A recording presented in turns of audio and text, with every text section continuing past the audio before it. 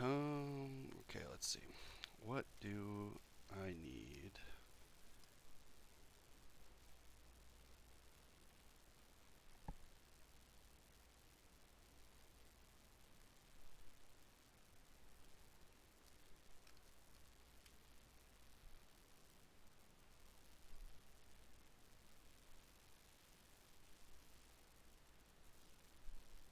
Alright, I'm gonna need this today.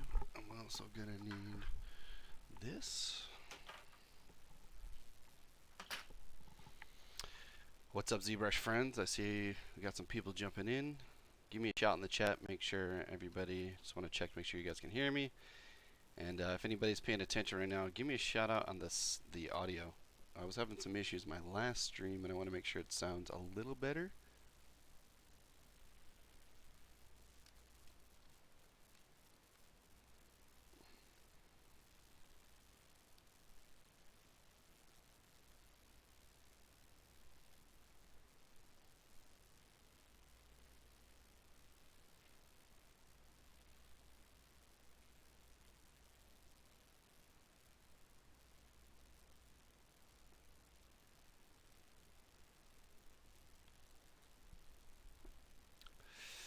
All right, well, I'm going to assume that everything's cool because we got about 3 hours today.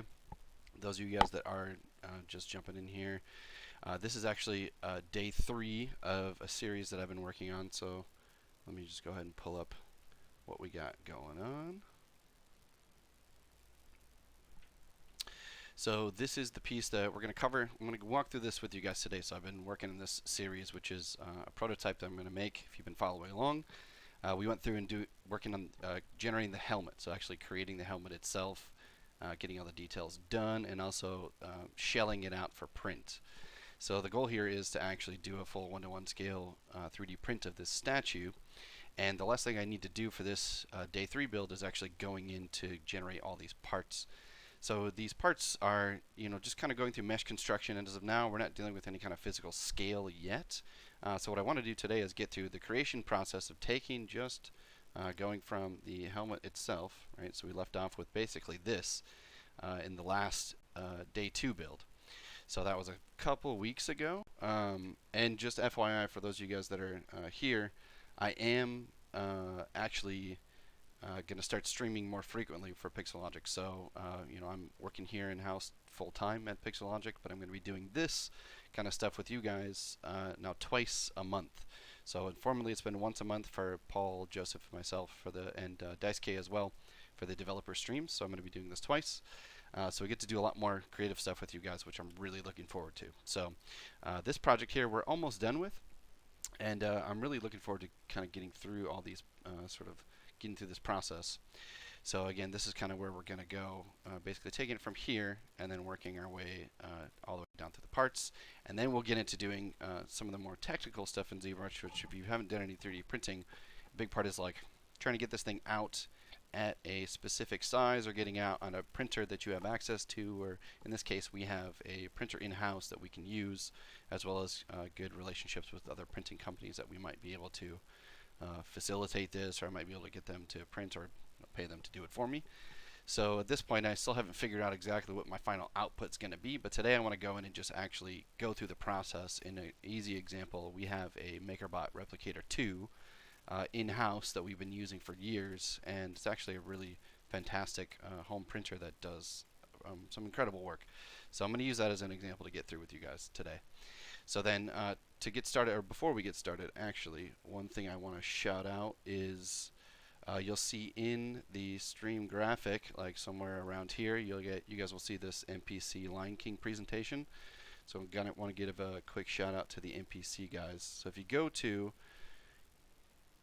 you can just Google Pixelogic ZBrush and YouTube, and you'll find our YouTube channel.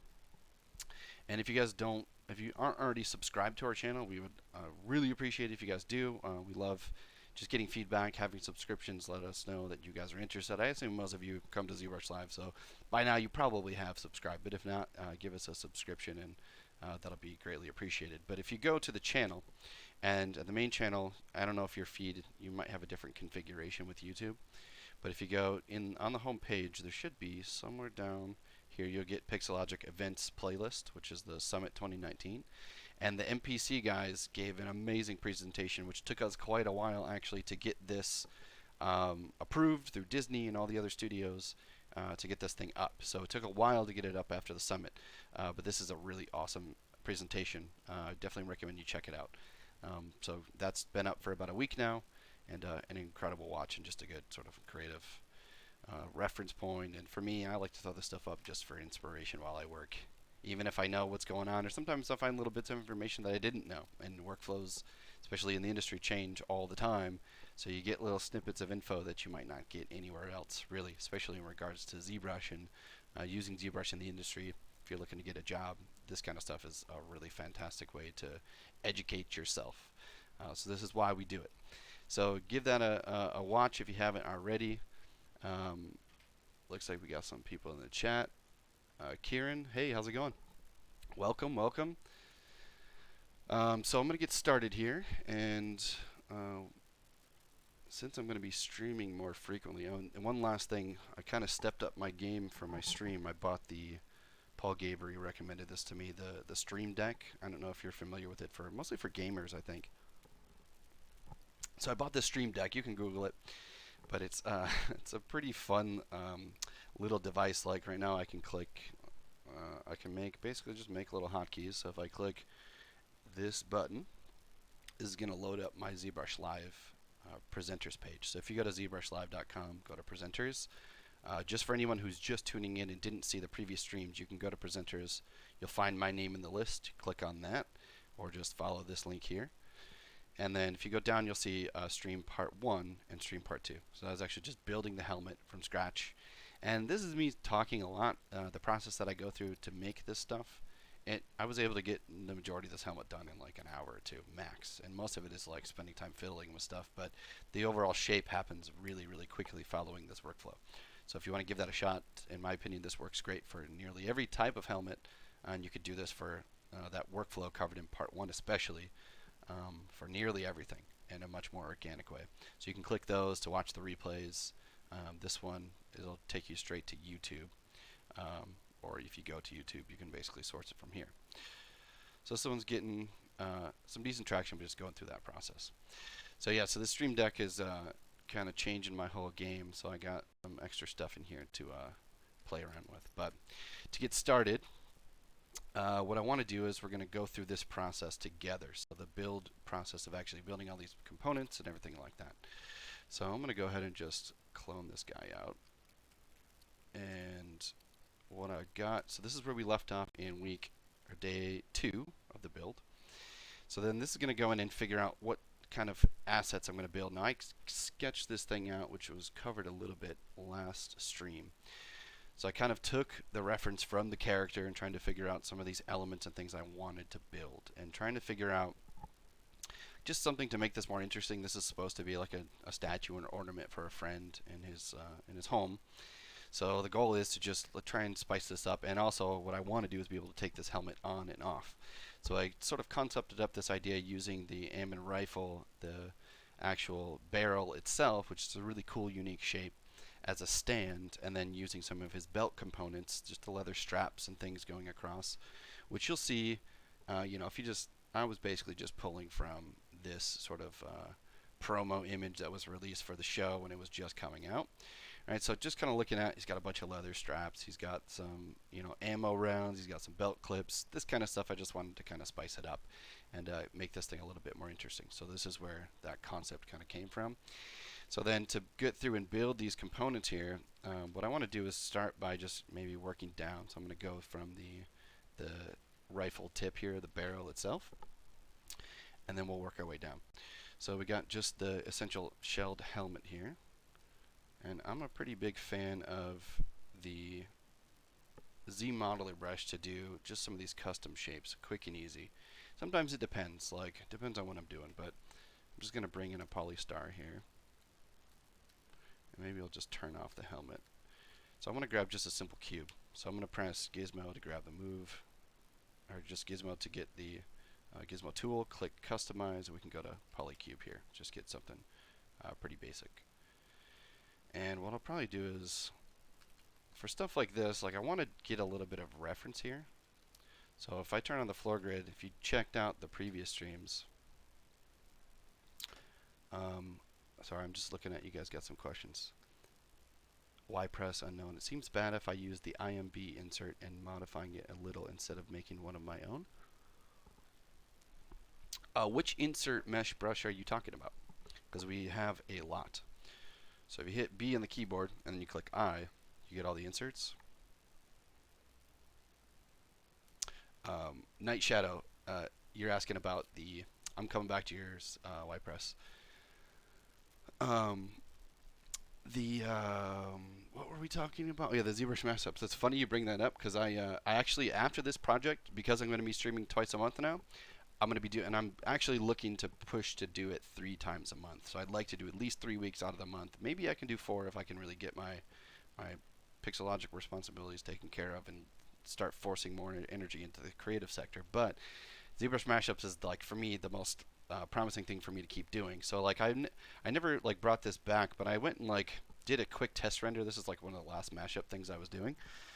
So I went and did like just a quick concept of like I wanted to do Luigi as Gaff in Blade Runner. Then I wanted to do Mario as Harrison Ford's character and have like maybe Harrison Ford's character is a replicant and Gaff's like shooting Mario. I don't know. I was playing around with like a whole scene, but I want to do basically an entire like set piece of this sort of crossover and mashup. So to answer your question, yes. After this project, I think this is where I'm heading, is coming back to this. I might not come back to this piece if you guys are into it. I definitely can. Like I've got a stream. If you look at my, if you go back to, if I'll go back to that page, in that presenters page, in the previous episodes, like I did one episode on building the Blade Runner pistol. And then starting to build, like, I was doing Luigi's Mansion Luigi, so he's got a ghost pack, and he's, so it's like, it's a pretty deep crossover. I feel like it got a little crazy. But the gun there is, that's a whole stream. You can check that out if you want to check that sort of workflow out. But yeah, I'm planning on it. And then to your question, Ypress, you were saying the not primitives? You mean like KNOT, or I'm not quite sure which one you're talking about here. I'm sorry, maybe specify. I got all the insert brushes up here. Like we've got the clothing. There is a knot in here. Maybe you're talking about this one. If I hit M, there is a knot. The mechanic insert brush or face parts. Okay, so your question was, it seems bad if I use the insert brush and modifying it a little instead of making one of my own. I mean, it's not bad. If you're having issues, that might be different. But I mean, these things are, the basic premise is pretty simple with an insert brush. I mean, you can make an insert brush out of generally anything. But the face parts, like these ones, you got body parts. Like if you're sort of like just talking about general usage of these things, the body parts, I will say, I find this to be more challenging to. You can drag and drop these things onto a mesh, and if you're in Dynamesh, you could basically like start kit bashing a character. Like if you were to just go grab a sphere, and like you get the shape of a head. Maybe we'll take this thing into Dynamesh.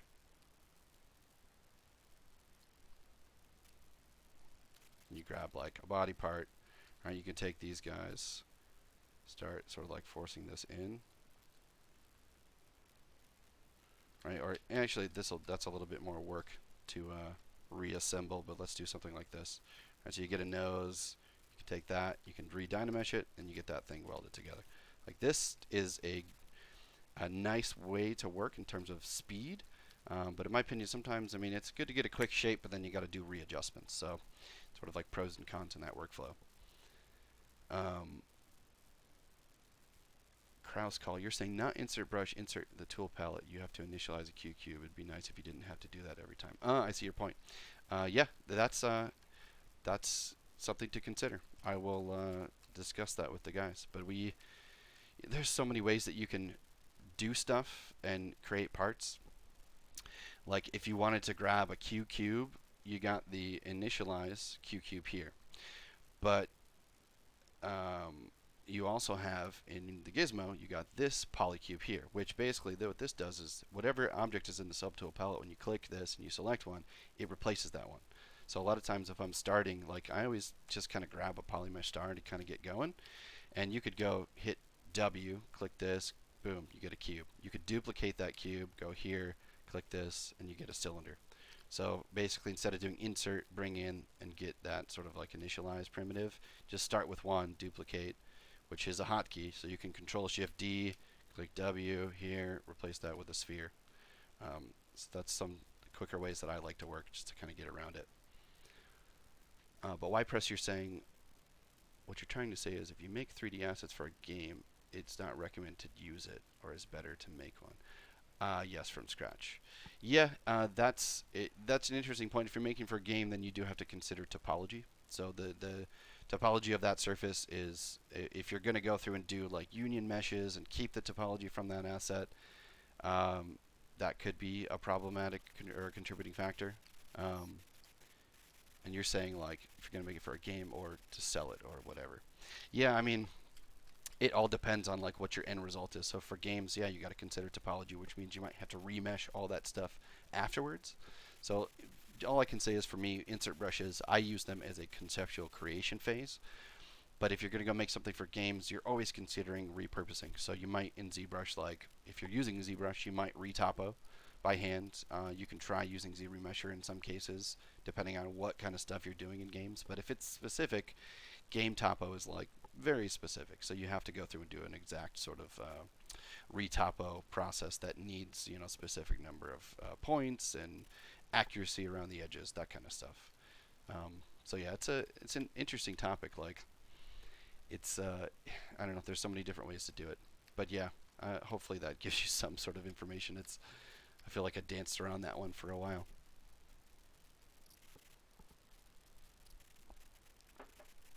But this is the way I like to work with the replacement. So like grabbing that star, it's already, the star by itself is already a polymesh 3D. So I can go grab this polycube. And then going back to, let's see, where was I? Oh yeah, so I got my floor grid. And what I want to do is just bring in that concept reference just to build around the shape of that nozzle. So the last stream, I was using the front and side ortho to get the overall silhouette. Here I'm going to go to draw, open up the left and right. I don't need the left side anymore. We can actually turn off the left side with X. We're just going to use Z here. And then let's go to front and back. And I'm going to click here. And I just cropped out the sketch. So I cropped and centered the sketch. I'm going to use this just as like a rough out way to build this piece. So what I like to do for stuff like this is just kind of get this thing in place here.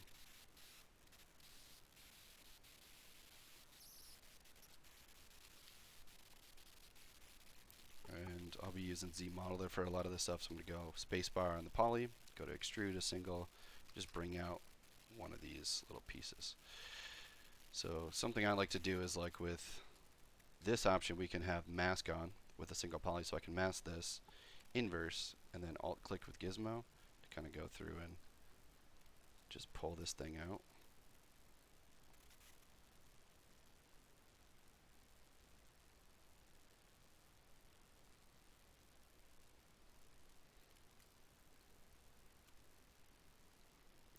Sometimes I'll just mask and select just to move verts and edges like this, just to kind of tweak this stuff around. So mask, inverse, alt click with gizmo. Like gizmo, you can kind of use as like a way to move stuff around as like a move brush. And if you're on ZModeler, like this is one of the things, like if I want to be able to mask, inverse, and use gizmo to bring it up here and use it to pull that face out, I can combine ZModeler and gizmo. Or if you want to stay with straight ZModeler, right now we're looking straight in the Z axis, so you're looking straight down that line. So while I'm rotating and holding shift, I'm in orthographic mode. If you go to these two vertex points, there's basically two traveling along that Z axis path. So if I go to the point action, I can do move option and I can do infinite Z, which means I can basically take that and move all those verts along that path. So like for example, if there were multiple like edges along this place, if I go move it, it's moving all those verts together. If I have move on brush radius and I move you'll see we're moving one individual point. So like just moving low poly objects, the move infinites are pretty nice. And then also we do have a newer move infinite depth brush here. So this one's basically the same. So it's basically moving infinite points along that space as long as this one is camera based. So you see if I move it in orthographic view, it moves both. But if I rotate my camera here and I move here, you see it's off its axis, so it doesn't move together. So what ZModeler does in comparison is ZModeler goes in, and no matter what, if it's infinite Z and those points are exactly along that same line, then even if I'm at this angle and I go through and I move, you'll see it's moving those two together. So what I like to do is just get to that orthographic view, and I can just use this to kind of like build and just reshape it pretty quickly. And then let's go in here and like maybe this I want to do just a slight little extrusion. So I'll go to the poly, extrude, bring that piece out. And then with that move, I can kind of go in here, readjust. And then right off the bat, like my custom UI, I've got mirror and weld. So the mirror and weld is defaulted in X. So I always set it up this way where when I assign a hotkey, which I do Control-Shift-W. So I can click that and I'll get that real fast. So if I ever need to like check it, I'll kind of get my thing going. Side effects, what's up? Welcome back, welcome back. YPress, you're saying there's a way to know the size of the model with real numbers. In terms of size, well, okay, so what we'll be able to do with scale is we can adjust, and we're going to get to that here in this stream, is using Scale Master to set we can basically set bounding box dimensions. We can't go in and set specific dimensions for like distance between like wall thickness and objects and things like that, but we can at the very end, once we make this thing, we can output it at a specific bounding box scale. So what I'm going to do is output this thing in inches or millimeters. Most programs are going to take, by the 3D printing programs that will accept these files, a lot of them take it in default millimeters, but they'll convert inches to millimeters all the time. So we're going to kick this thing out. Eventually we'll set it up for the Replicator 2, the MakerBot Replicator 2. And I'll make all my parts just to kind of give you guys a preface of like what I'm working towards. So I did a quick prototype just so I can get through these things with you guys in a stream. Basically, it's about the same amount of time that I'll do in the streams to get these things done. Okay, but you'll see like I'm gonna have to break this thing up. The print bed's only about this big or so, and the helmet itself doesn't fit. So I have to output these parts at specific dimensions to make sure that all of them are going to fit, and I'll be able to basically reassemble. So we can do that, but in terms of like other specific things, other programs are going to offer that are made to do those kinds of things. Rhino, SolidWorks, those types of programs. So ZBrush is, in some cases, like depending on the accuracy that you're looking for, a stage in the process, not the entire process. For me, I can do everything. This whole piece, I can do everything to scale from ZBrush, just using these basic sort of like DIY tricks. Matthew Fogley, you're saying, can you show us again the image plane hotkey? You're talking about, just give me a quick reminder, you're talking about this one on the floor grid I got here?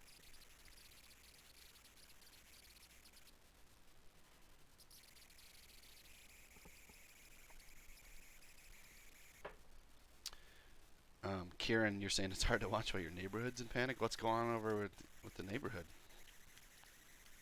What's the situation? Hopefully it's not anything too serious.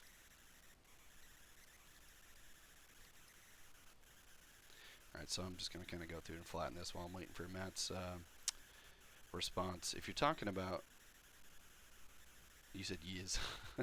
Yeah, okay. So what I'm using is floor grid here. So like for my reference image, when I press Z and Shift Z, I'm getting my toggle on my images for you guys. So this one is Spotlight. The floor grid, when you click floor, you can turn on X, Y, and Z to get the 3 grids.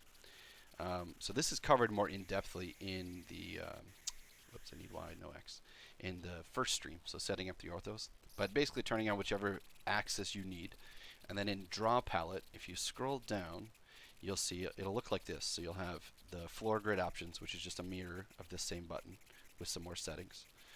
And then you got front, back, up and down, left and right. So front and back is the front and back of the Z axis. The left and right is the left and right side of the x-axis wall, which we currently have off, and then up and down. If you click it open, you'll get two channels. So when you click these open, you see map 1, map 2. Map 1 is always front, map 2 is the back side. So you could put a separate image on the back than there is on the front if you need to. In this case, I only need one. So I'm going into that draw palette, opening up front and back, clicking this little map 1 option, which loads up the texture import window, and then we can click import, and I just framed that image. So the image itself I made perfectly square. I think it was like 1024 by 1024. So that's mainly just because the floor grid itself is square. So if the image is square, it matches perfectly to the border. If it's not square, just for the sake of doing this real quick, if we go in, let's just do map 2. I'll go import and grab, I don't know, maybe the concept, which is 1920 by 1080, so 16 by 9 aspect ratio. Double click that one. You'll see on the back, you see that one, it frames the image to the furthest border that it can hit. So that means the width hits the border, the top is going to be cropped. So if you want it to scale or adjust it, you can go to draw, and in here you can adjust the scale. You can play around with the offset alignment if you want to, get that thing in a specific place, whatever. So it's easy, sort of like horizontal, vertical offsets, angle. You could do rotations, that kind of stuff. So that's just one image dropped down there. Kieran, hopefully, yeah, the coronavirus is making its way downtown to the old US of A. We're all preparing for it. Talkin says, wouldn't it be easier to model it in a program like Blender? What's the benefit of doing this model in ZBrush? Just curious. Well, everybody's got their own sort of ways of working. I mean, there's nothing different between ZBrush and Blender or Maya or anything else in terms of the workflow. This is polygon modeling tools, right? For me personally, when I'm polygon modeling, I love to use ZModeler mainly because I get the basically just these QMesh options where I can do like snapping. This is unique to ZBrush, the ZModeler brush.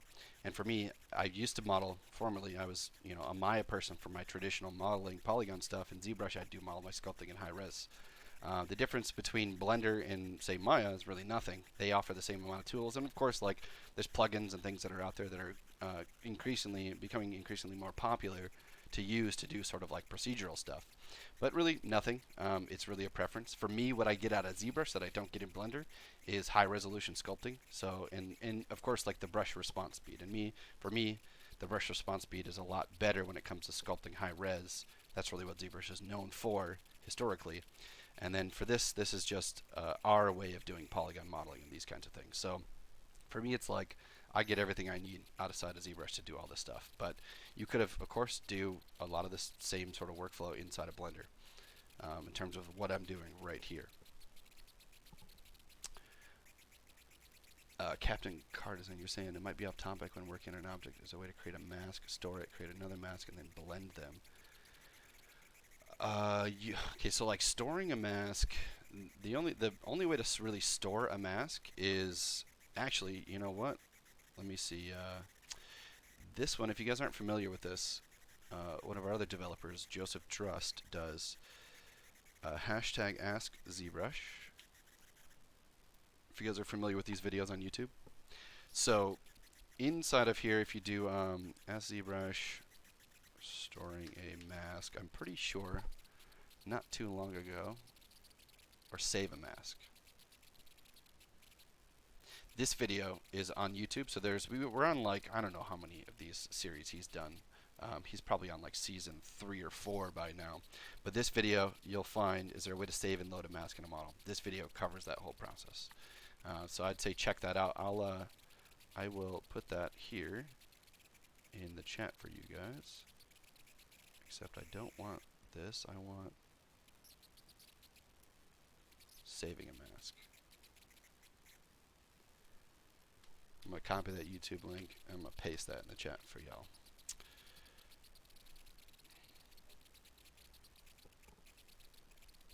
Yeah, give that a shot. And Soul Hacker, you were asking about the transparency mode. Transparency, there's two transparency types. So there's the model transparency, which is this button here. This button is per subtool. So like if I go grab, it only works if we turn the floor grid off real quick. It only works when there's multiple subtools in a scene. So you click transparency and you'll see you get transparency for the selected object here. So that's showing subtool transparency. The transparency I'm using, maybe this is what you're referring to, is, let's go back here. Yeah, so Captain, you're asking for the mask blending, like if you wanted to combine those two together. Blending, like, I don't know if you mean soft blending, or you can do straight combinations with, you could also use the intersection masker. I don't know if you're familiar with this one. If you click this in the plugins, oh, this doesn't have any documentation. Sometimes they do, sometimes they don't. You could go to, let's see if we do this, docs.pixelogic. This would be the only, maybe not the kind of blending that you're looking to, but what you can do is this. You can combine masks from objects, which could offer you maybe something. So go to docs.pixelogic.com, type in intersection masker. You can click on this one, and oh yeah, here's a video. So this video is basically taking masks from multiple, you can take objects to get masks on top of a surface, which you could do combinations of, in combination with that video, that could basically create masks in different ways and do combinations and basically reapply them. But blending those, the only blending option you have is blur and shrink and sharpen. Those are the only mask tools we offer inside of masking. You'll have these options here. So hopefully that answers your question. But let me know what kind of blending you're looking for, and we can take that as a feature suggestion if we don't have it. So I got this piece. I don't want to spend too much time here. So I got this piece just in position. Now what I want to do is that particular model has got some, like a little bit of taper. So I'll just bring up, I found some pretty decent ref online. Right, so you just get a little bit of tapered shape in there for that little part. So I'm going to use ZModeler to kind of go through and just get that stuff working. So if I'm going to turn off, oh yeah, and the transparency, by the way, I don't think I finished that thought. If you're using floor grid, the floor grid by default, if you go to draw palette, you'll have the fill mode. So if the fill mode is usually at 2, so when it's set to 2, you see you get no model transparency to the image. So you see the model fully and the image sits behind it in 3D space. But if you go to draw, if you set this to fill mode 3, this offers up, it basically opens up at the very bottom in the draw palette. You get, so fill mode 3, you get enhance factors. So you can increase or decrease that level of transparency. So this is the enhance opacity, and this is the factor. So you can choose these sliders to basically adjust it. And that only works at fill mode 3. If you go to 2, you'll see these sliders are going to gray out. So those go away. So I keep it on 3, and I go through and I set my settings. And when you don't want transparency, you want to see the model, I just turn floor off and on. So that's Shift P, the hotkey for that one. But like, all I want to do here is I want to go in, and because that piece is, it's tapered here on both sides, it's a little thinner. What I'll do is, let's go here, and I'm going to go to geometry, modify top. So this thing's sitting in the world center. So the z-axis I can do mirrored weld in X. Let's just do in Z.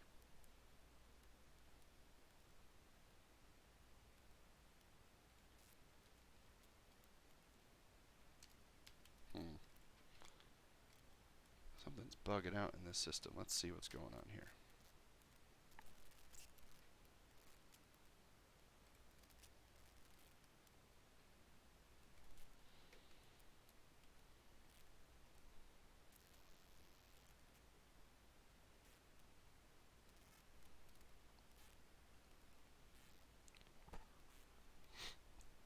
Ian, you're saying, is that a 3D printer squeaking? Gosh, I really wish that was true, but most likely it's my air conditioning in this office. I apologize if it's really loud for you guys.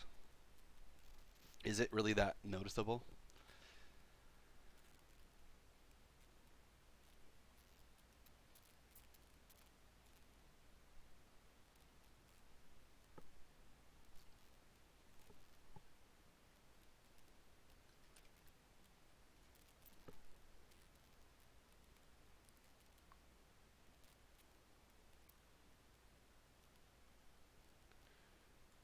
Okay, cool. That's good to know.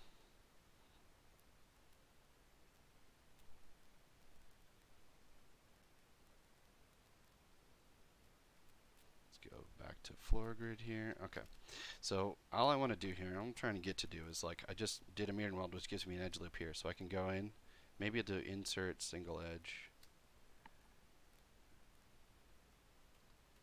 And man, something is going very slow.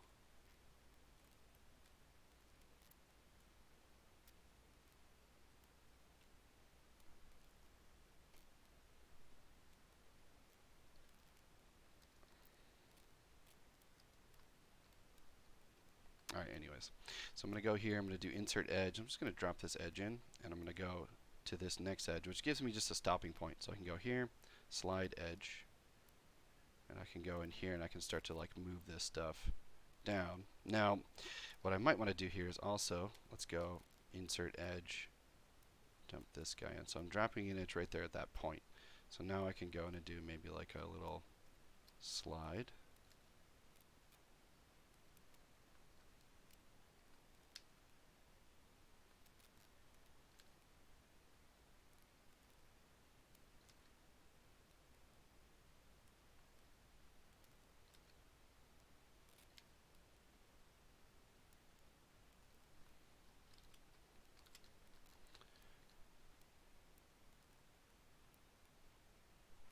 And let's go.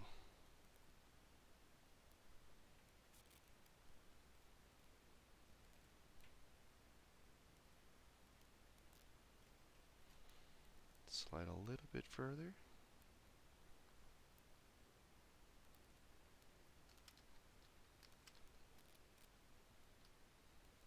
But this point here, I actually want that to sit up a little bit more.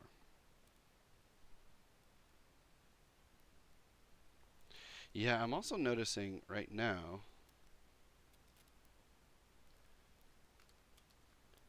let's see here. You guys are getting the same, you're probably seeing this lag too. I think there's something going on with my system, so what I'm going to do is, let's do this.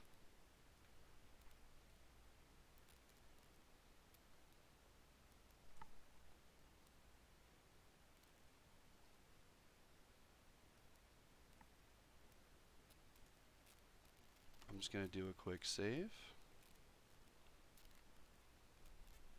So I'm going to save these out as tools. I don't know if it's my project that's taking up too much CPU or what it is, but let's go save, save. Let's try this.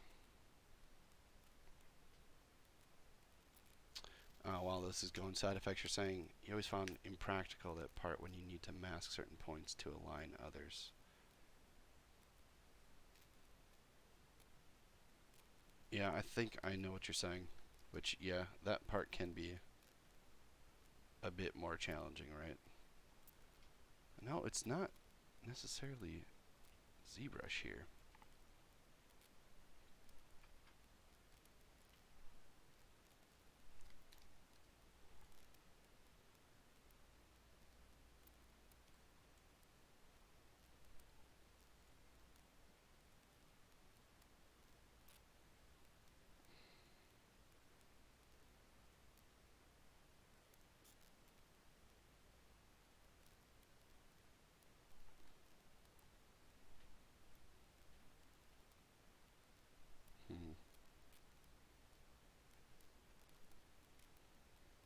Yeah, that's a good point. That would be a good feature.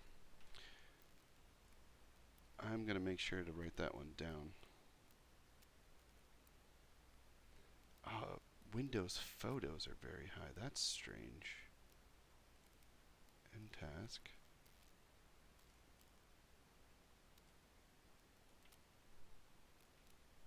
Maybe that's the problem. Let me try ZBrush now. Sorry, guys. Just trying to figure out what's slowing everything down. I was just going through looking at my task manager.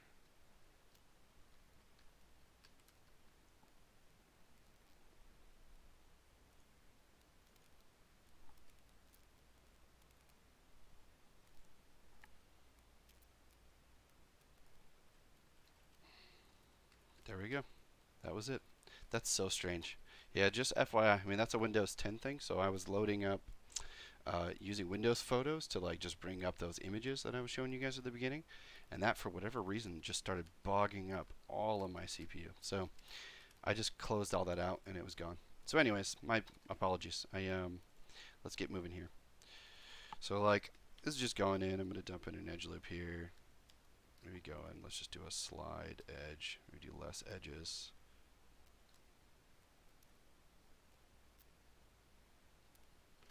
So I got Control Shift W as my mirror and weld in X, but I'm going to turn on Z so I get it in both sides here. And then let's go in and do, say, like this guy as well.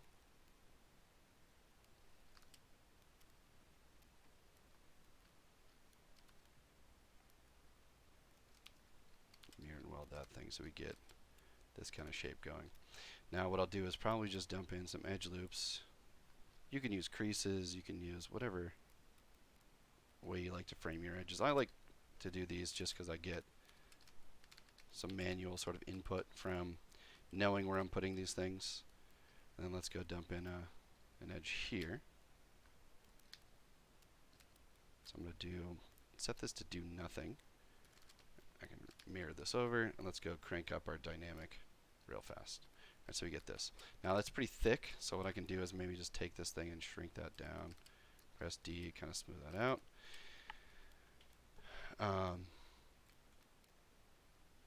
Ivan's asking what 2.5D is. Oh man, how much time do you have?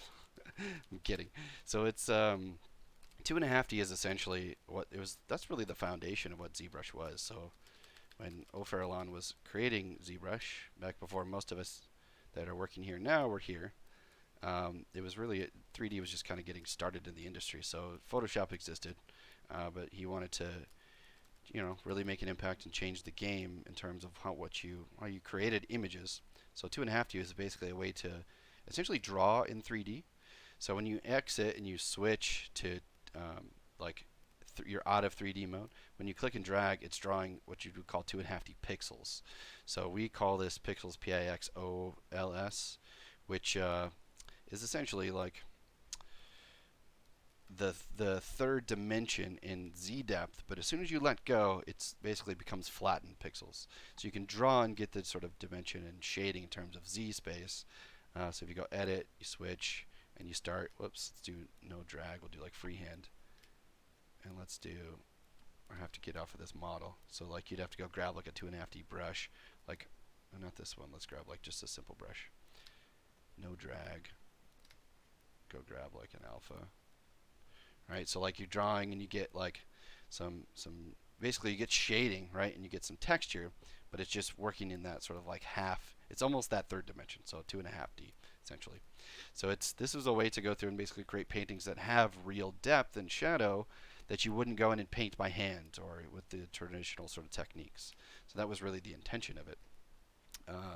And it turned into, I mean, there's some amazing artwork you can look up, like old school ZBrushers like Meets Myers that did some pretty incredible 2.5D work back in the day. But now it's really just something that we utilize it in some ways for like grabbing and creating alphas and doing certain things in 2D space that you would do similarly in Photoshop. But really it's just, it's one of those things that's been in ZBrush for such a long time, and we still use it for some sort of underlying parts under the hood to do certain functions, but it's the industry has changed so much too. I mean, everybody's working in 3D in such a different way than they used to back then when ZBrush just got started, the late 90s, early 2000s, right? And if you've been in ZBrush long enough, you've probably watched it progress from that to subdivision modeling to the Dynamesh to now Sculptors Pro, with not to mention ZRemesher, which is amazing and incredible and really been the first sort of like remeshing tool before everybody else started implementing these things. It's been really the most probably amazing thing that I've found in ZBrush, that you get amazing results. But again, we still do this kind of modeling. Like I prefer to do this for some things, not all things. Yeah, but something like drawing by sculpting. I saw your comment, which is a good way to describe it.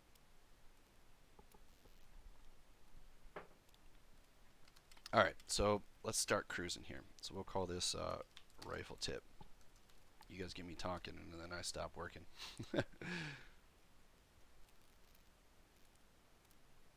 Oh yeah, and if you guys are interested, just FYI, anybody here, if you guys have Instagram, give me a follow. I post artwork on my personal, so my personal Saw Blair, Sir Scallywags, my art account.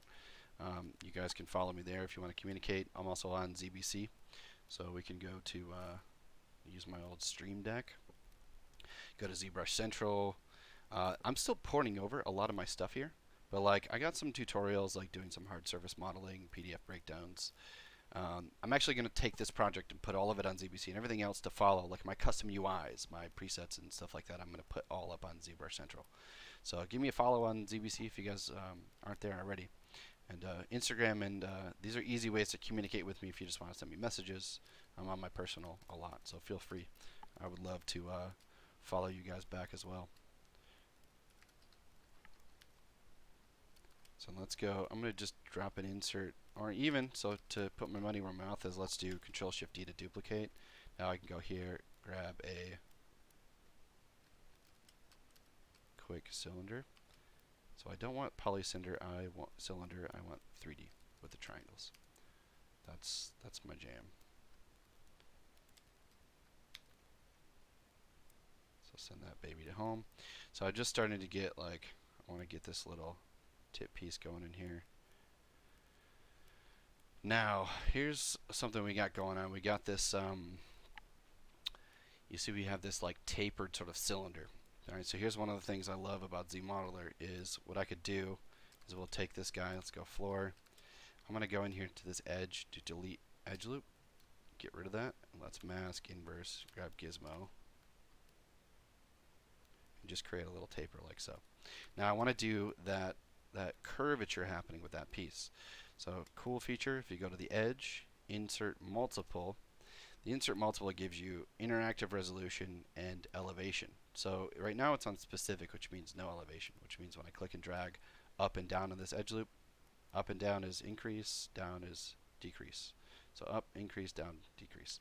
If you want to combine with this, you can do interactive elevation, which means if I click and drag up, it's more edge loops. Left and right, we'll do a little bit of tapering. So if we solo this thing out, we can basically go up and left and right, and I get a little taper. Now here, like you'll see it's bowing through those edges. I might just want to figure out like which one of these things, like maybe let's go a little bit less.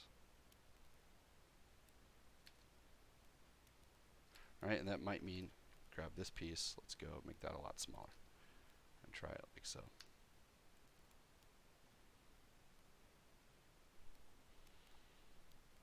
Boom. And if you watch any of my streams, quick thing that I like to do, when I press D, it smooths it out in dynamic preview.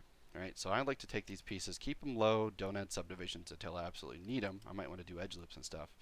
But when you smooth it, by default it doesn't have any edge loops or creases. So if you take this, what I like to do is polygroups with primitive objects group by normals. When you click it, it makes a polygroup at basically every major transition. So you get one here, you get one here, and then one for this base. And then in creasing, there's a crease polygroups button. When you click this, that puts creases at those polygroups. Now when you press D, it smooths it out and you get this nice clean little piece. So little pro tip is if I undo back to before, what I do is in polygroups, I assign a hotkey, whatever key you want. For me, it's Control-Shift-9. So I do Control-Shift-9, and then creases, that crease polygroups, is Control-Shift-C, and then I press D. So I don't need to go to menus, and I just get a quick little part that can kind of smooth out. Now, this thing has a little bit more detail, though, so I'm going to go in and do maybe a little bevel, edge loop, maybe insert single. Hold Alt to paint some faces, and let's do a little extrusion. Bevel. And now, so each time you use the modeler too, it gives you a polygroup. So you can do crease polygroups, which is Control-Shift-C, and I press D, and now I got a cool little just beveled piece pretty quick. Now for this thing, like I got some extra, let's rotate around, looks like I'm looking at this thing from the backside. So that does have some extra little cube pieces. We'll just leave that thing as is. Now, moving on, so we got a bunch of just cylinders stacked up. This will be pretty simple. So what I'm going to do is duplicate this subtool, so you get another one. Let's go click this. I'm going to grab cylinder 3D. Let's rotate this with shift. And now we can just kind of quickly go in here.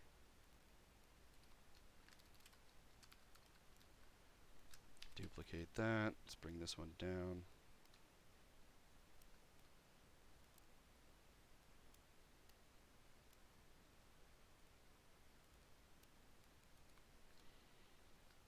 And I'm going to duplicate that one, scale that up.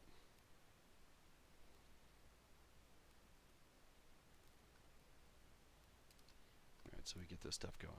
Now, easy way to select subtools is alt-clicking them. So I can go alt-click these guys. Of course, these kinds of pieces just look better with a little, let's do some bevel edge loop.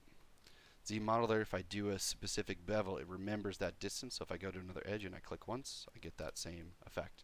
And I can go to this subtool by alt-clicking, click once, click twice, boom. I get these things super fast. This one I don't need much. I mean, this is going to be jammed into the base of that piece, so I don't need any real bevels for any of that stuff working yet. But now I'm just going to go to these pieces, do that Control-Shift-C to crease polygroups, and press D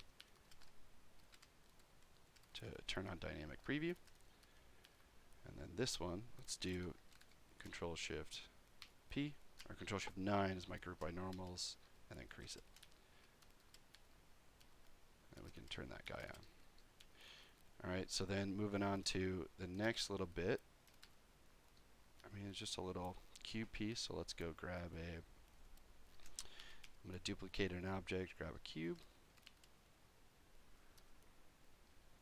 So this cube, one thing you could do when you go to these guys, if you click W twice, you'll toggle between Gizmo and the cone controllers. So I can strip this down to no edge loops. And then what I can do is, I like to use that move infinite Z, so I can kind of go in here real quick, frame these parts. And even if they aren't perfect, what I'll do is just a quick draw a mask over that base, inverse, alt click with Gizmo, and I can scale. So I'm basically just, you'll see like if I do it here, inverse, go like, grab a mask here, alt click on that.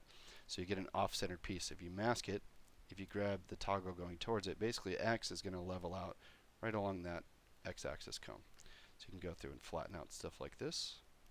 Or an even faster way that you could do it is hold Control-Shift, go to the clip curve brush, Control-Shift drag, and you'll get the flattening tool, which will basically just flatten a simple low poly object, flatten those verts, and now you get something pretty nice. So then let's take this guy, shrink that down.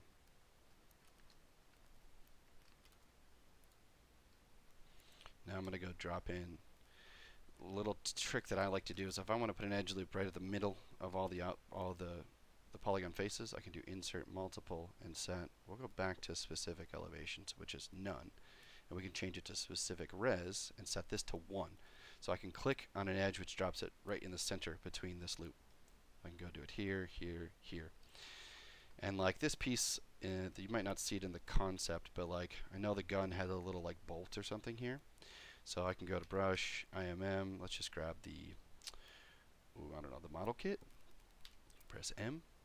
So for me, my custom UI, just FYI, this isn't the default if you're new to the stream.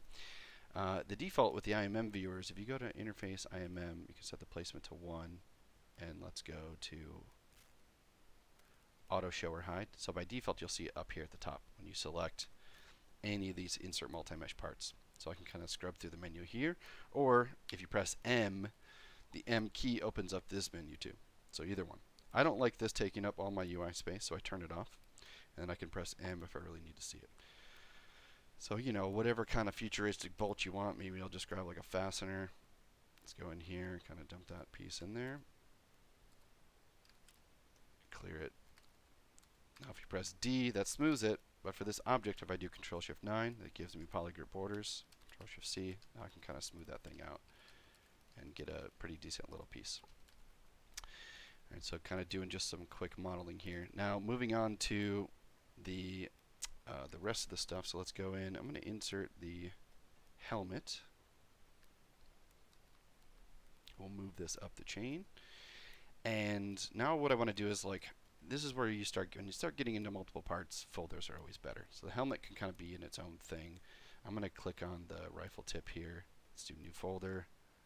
We'll call this rifle stand.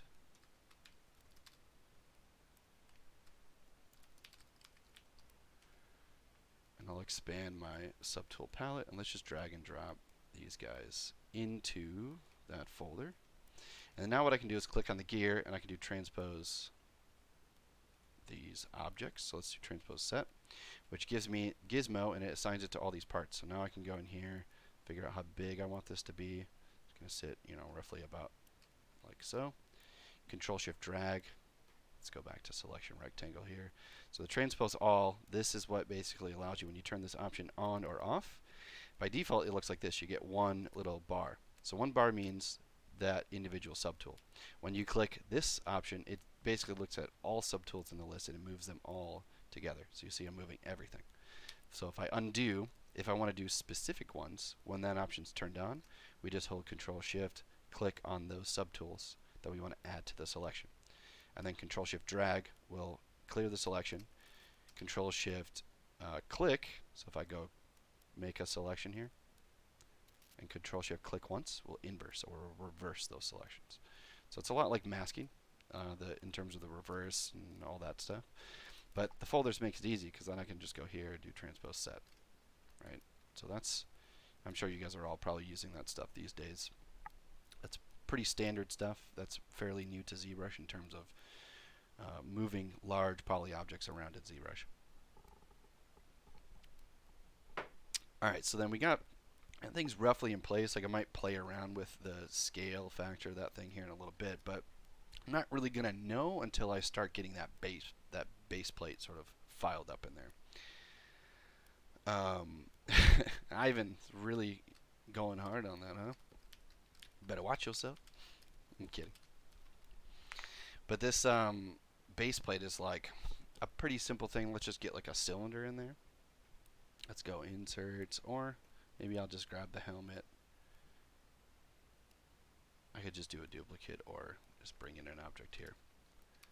And press W here, grab the gear, and let's grab, not poly cylinder, but I want a 3D cylinder. Let's scale this baby up, bring this down.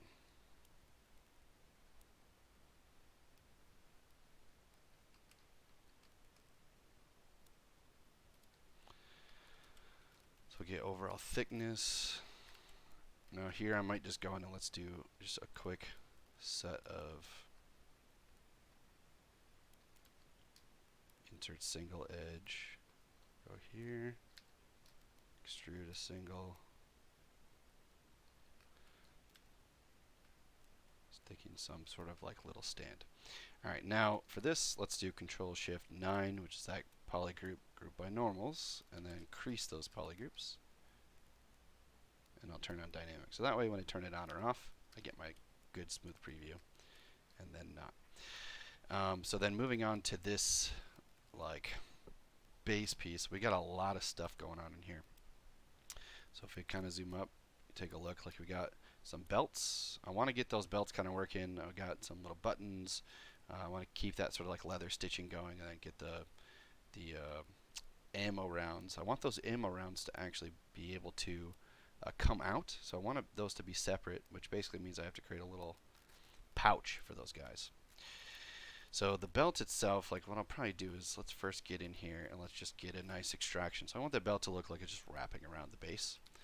So I can go in here and let's do, maybe I'll do insert multiple edges with interactive res, and let's click and drag to get some evenly spaced edge loops. So the benefit here is you get, instead of dragging and dropping singles, it might be hard to do perfect mirrored. So if I want to do multiple, let's do, so I'm going to clear those creases real fast. And then let's do this. We could do polygroup, polyloop. So I'm going to click, click, click, click, click, so I get the same polygroup here. And then what I'll do is go extrude, polygroup all, and I can basically bring this thing out. So a little trick that we can do is if we extrude and you start pulling it out, while you're pulling out, if you hold control, it actually breaks the shell off. which what that does is it's going to allow me to make a separate subtool of this belt piece, which is what I want. So I extrude out that shell. Now I can extrude polygroup. So it shares that same polygroup. Little pro tip is if you do extrude polygroup, you start pulling out, hit control, and then once you let go of control, you're basically re-snapping it to the object. But if you tap Alt while you're holding control, you can cycle through new polygroups. So it breaks it off as a shell, and then I can go in and extrude polygroup Alt. So I get this new little sort of strap here. So that's the process of bringing it out with control, tap Alt to just give it a new polygroup, and now I get a new shell, which I'm going to control shift click on this piece here. I'm going to do subtool, split, hidden. So now I got this little part. So I'm going to do polygroup by normals and extrude that inner group so it kind of sits on the inside. So now when I smooth this thing out, I got a little belt strap going.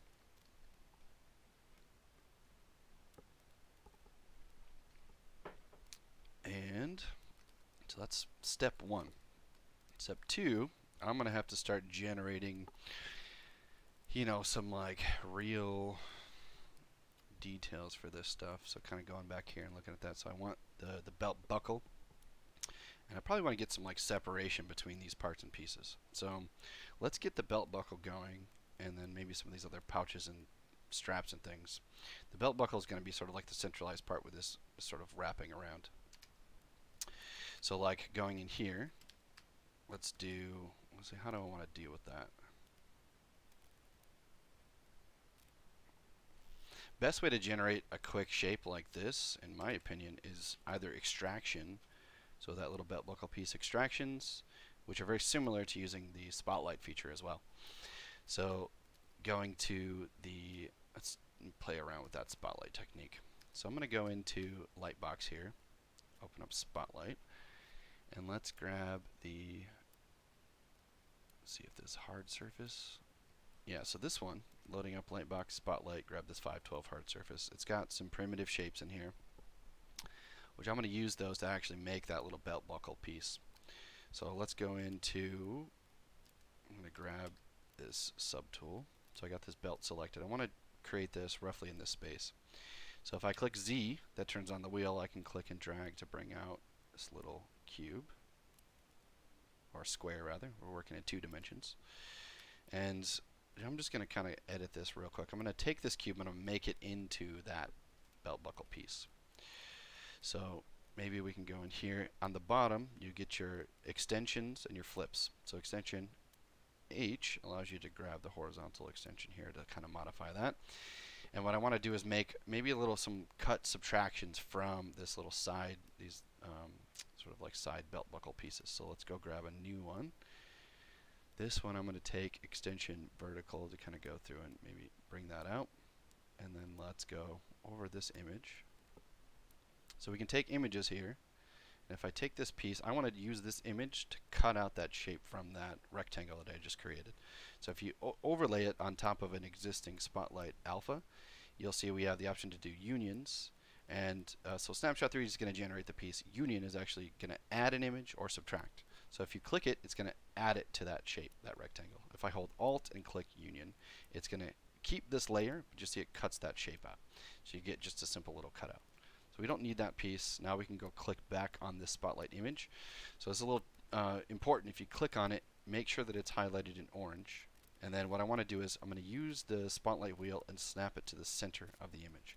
So the Spotlight wheel serves as a pivot point for mirroring options. So if I want to mirror that piece over down here, if I press Z with the wheel on, you get flip V and flip H. If you hold shift and click flip V, it basically applies a mirroring operation. So you get a little quick mirror. Now with this then, before I do anything else, maybe I want to do that little loop hole for the strap to kind of go through and come around. So here we can go in, let's just grab maybe this rounded out piece. I can scale this down. Let's do a little extension. At the top we have rotate, so we can hold shift while we rotate to kind of go through and reposition this, and then maybe shrink that thing down. Now I want to make sure that this thing is perfectly sort of centered to do a symmetrical piece. So if I put this Spotlight little icon at the middle of this piece, this will snap to these points on the image. So I can snap it to that center. Now if I hold shift, I start clicking and moving, and hold shift, it locks it to alignment paths. So shift is usually an alignment tool in most sort of traditional workflows. So if you want to keep things moving straight across or up and down, you start moving and then you hit shift and it goes up. So I can go kind of play around with this extension now in that place, and let's hold alt, click union, and cut that shape out. So we got this little part here. Now the belt buckle has, if you go to this reference, just so I can bring this up if this doesn't bog down my system too much. Like it's got some like button shapes, and maybe that piece is a little bit bigger. Like see, there's 2 loops, so if I wanted to do 2 loops, I could play around with that too. So let's go in here, and maybe we could do one more of these things if we want. Let's go grab that thing, snap it, move, hold shift, hold option, delete that. And oh, I don't know, maybe I'll just do a little bit of cutout. If I don't want this thing to be as long, I can hold option here and cut out that little shape. Right, so I get this little shape. Now the bolts, the only thing I was going to mention is the those little bolt pieces. I might do those in a different way. I might do those with maybe live booleans or something like that. So let's click this out. Now I'm going to go press Z, click my new image that I just made. Let's go align this to the center here. Now I'm going to click on Snapshot 3D, which is going to generate this piece in 3D. So it makes that object. Now what it does is it takes the object itself, and it essentially it goes in and makes the whatever the selected subtool is, it assigns that Snapshot 3D object the same depth. So because this object travels all the way back here, you'll see that this piece now becomes the same. So if I turn on Gizmo, we can just take this thing, move it up, kind of shrink it down, and get a little piece.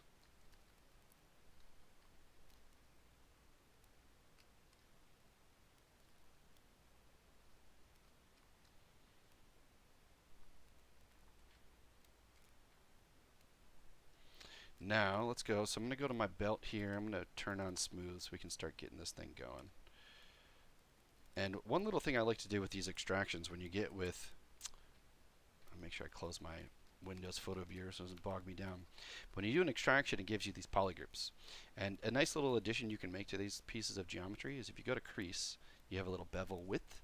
Now if you hold control and you click and drag, that's actually going to assign a nice little bevel to those polygroup borders. So you get a clean little bevel shape, which just adds something to that sort of design element.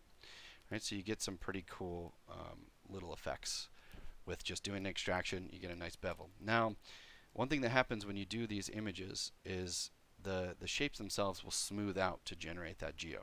It works well for these parts. For this part, maybe I don't like it. So if I undo, let's go into subtool here. Let's delete this one. Not duplicate. Let's delete and get rid of that. So I'm going to go to this image. Cool thing about Spotlight, when it's selected, if you press Control Z, you can undo back to, I'm going to go back to before I cut out that shape. And maybe we just want to take this guy and let's do flip V, so shift click. And I'm going to take this one here.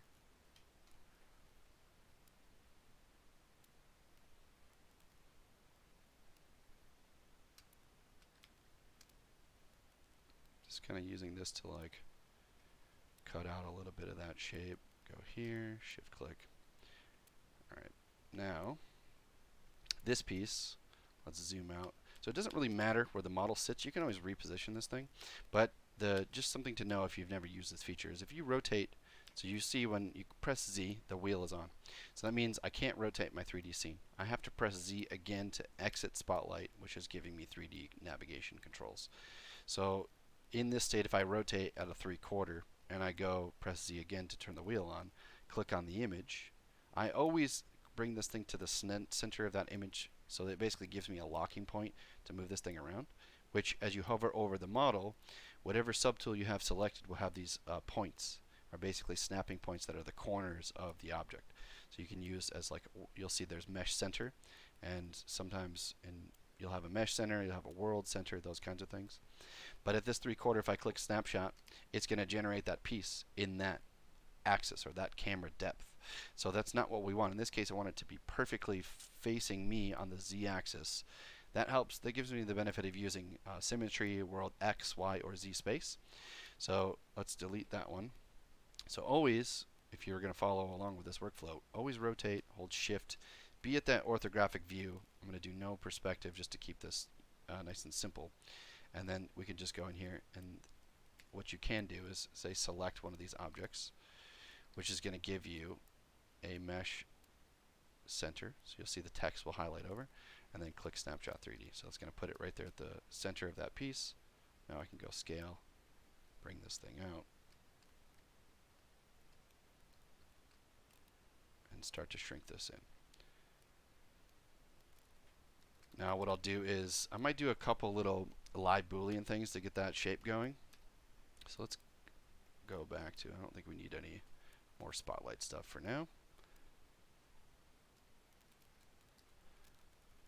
So I'm going to grab this piece, go to Geo, crease, hold Control, give it a little bevel for that part. Now let's do some quick Booleans to modify this. So I'm going to do, let's duplicate this guy, press W, I'm going to grab a cube. I'm going to give it some edges. I'm going to do 1, 1, and 1.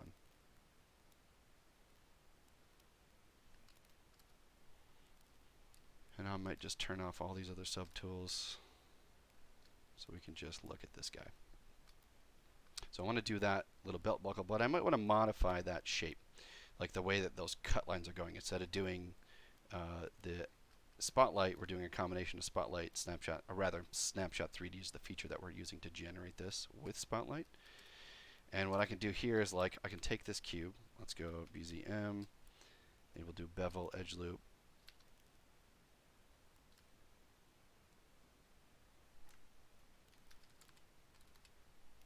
Let's do a crease edge loop here.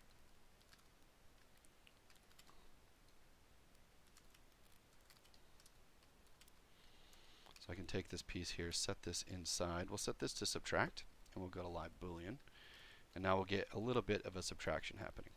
So I could even duplicate that one, set the duplicate to subtract, and let's move that over here.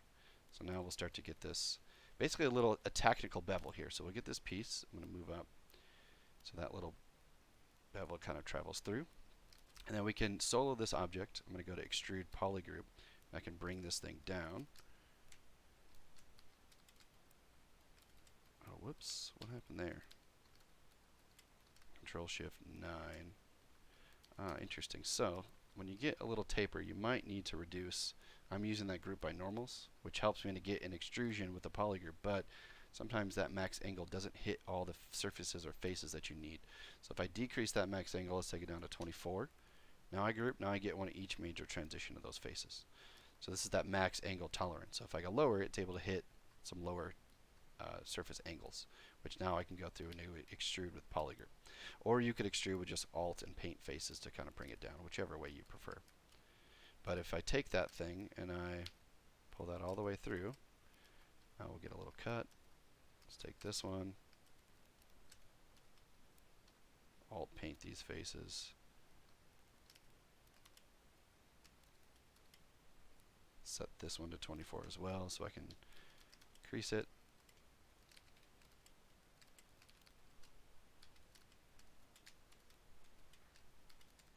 Alright, there we go. So just some extra little techie details. And then you could take this thing and go in and maybe shrink that one.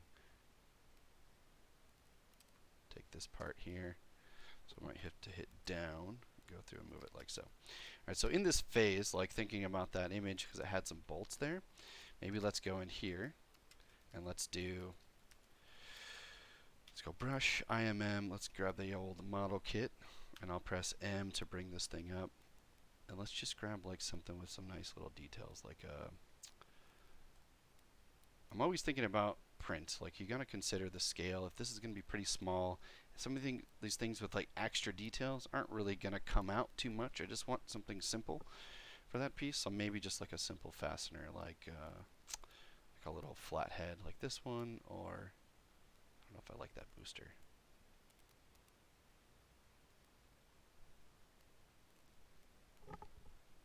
Decision. Let's go with this guy. Alright, so what I'll do is take this with the object. I'm just going to click and drag.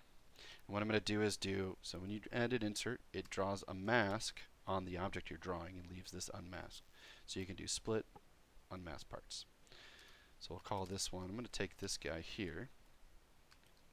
Let's just grab that, kind of bump that in. Smooth that thing out.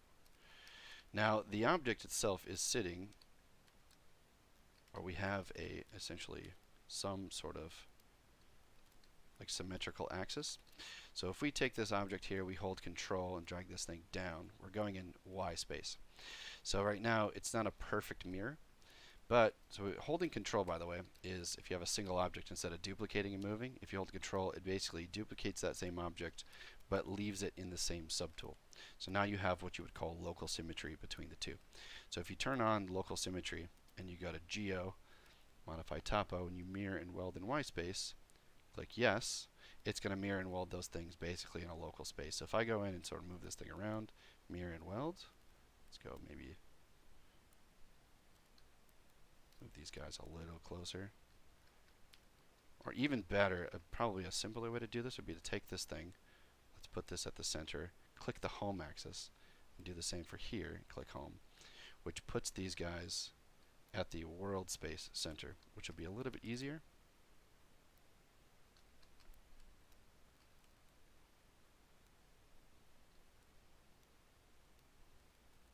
So kind of like readjust this piece, put it, I don't know, roughly about right there. Now the world space being sort of like sitting right here in that centralized axis. If we do it in Y space now with no local, you'll see you're going to get an update. So if I move it up a little higher, mirror and weld, this one's going to keep adjusting. So once I get that in the right place, now what I'll do is I'm going to take this thing, jam that into that space, set that to subtract so I get maybe just a little like hole. If you want to get a little bit of a groove line, and then duplicate this, and then these ones, I'm going to go just mask this thing off so I get this thing in the center, and then shrink this down. So this one below is set to add, the one above is subtract, so I get a little frame for my part. So now what I can do is, this is going to be kind of welded together, but I just want to have a little bit of like an inset here. Alright, so some kind of little semblance of a bolt, maybe flatten it down so it's not too dense. Now if I clear that mask and do that mirror and weld, now I'll get that piece sort of sitting in that little part.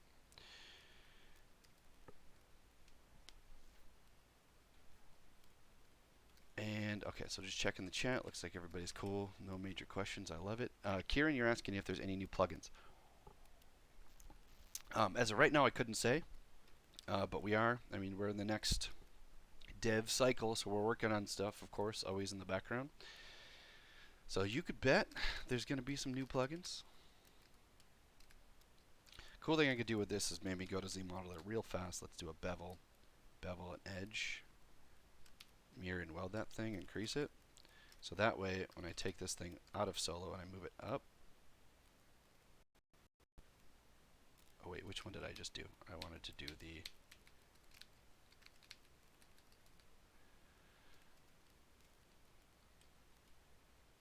oh, I duplicated that. Whoops. Let's bring that baby down. Go back to the subtractive part here, and then this one, just going to mask off locally. Bring this up so that bevel kind of sits here, so you get a little bit of like a taper. So you're just modifying that piece so you get a little, you know, 25, 24 degree angled bevel, which then once we generate, now I'm going to mirror and weld that thing. Mirror and weld that one. Oh, interesting. When did I do that?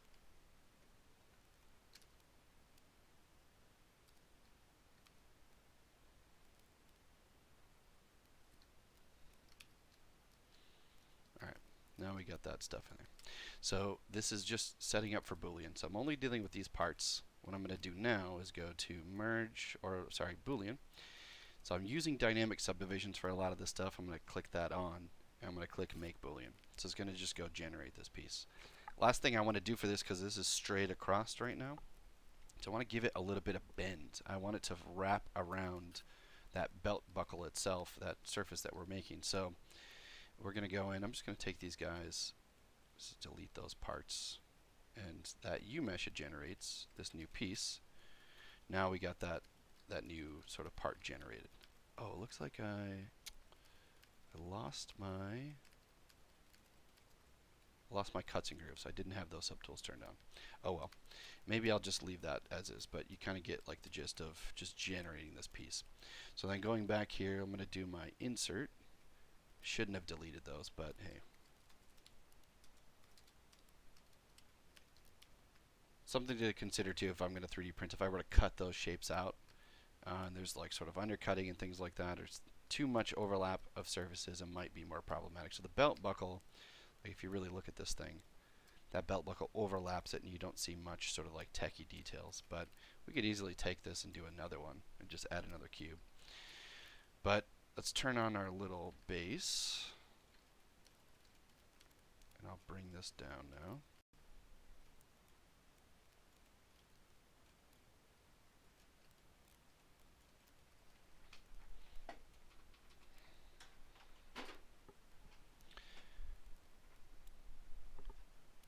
And okay, so I want to get this wrap happening. The wrap itself is like, okay, this object is sitting flat on that surface and I want it to sort of start to bend and sit on that piece, right? So sort of traveling along. So here, if I go through and I can sort of like make adjustments to this as much as I want, let's kind of leave this sort of sitting right about the top and bottom of that cylinder. So I'm going to take this guy, Control-Shift-9 to group by normals. And we'll smooth out that belt here in a second. So this thing is going to have to go through and flex and bend. So turning on gizmo, if you have turn symmetry off, alt click this, go to unmask center. This is going to centralize the gizmo to the object.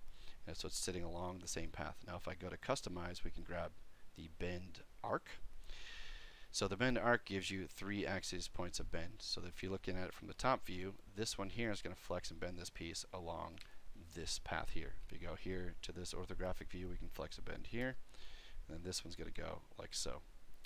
So finding that angle, making sure I'm in orthographic view. So if I go to like a different angle, you'll see this actually won't make a difference for this particular one. But just to kind of give you a clear visual, if I go in and just start to like flex and bend this thing a little, we can press W again to give us the gizmo tool to kind of reposition this and move that back into place and decide how far I want that thing to kind of sit. So I don't want it to raise too much off of that surface. We turn that belt buckle off. Now we got that thing wrapped pretty nicely. So the wrap, depending on, this is where the Boolean operations you might want to change. Like if it's flex and bend, maybe the bolts themselves don't bend. So maybe don't do the Boolean until you bend the object. You could bend the object first and then go in and do the bolts later. But in this case, it's a subtle bend. I don't see much of a difference. So then once I'm done though, make sure if you're using any of these deformers, the deformers go in sort of preview mode. So I can basically toggle back and forth and make changes as much as I want. But when I want to complete this, when I want to do other stuff to the model, we have to make sure we go click the gear and then click accept. So it applies that deformation to it, and now it's applied. So the object itself has undo history, so you can undo and go back, but say you were to close your project and you're not saving with undo history, you might lose the ability to go back to the original state. So sometimes like what I'll do is undo real quick. Before we do anything, we could do buckle. I always keep original parts, so I'll call it buckle OG, and we'll call this one buckle deformed, just in case you ever want to go back to the original part and make some tweaks to it.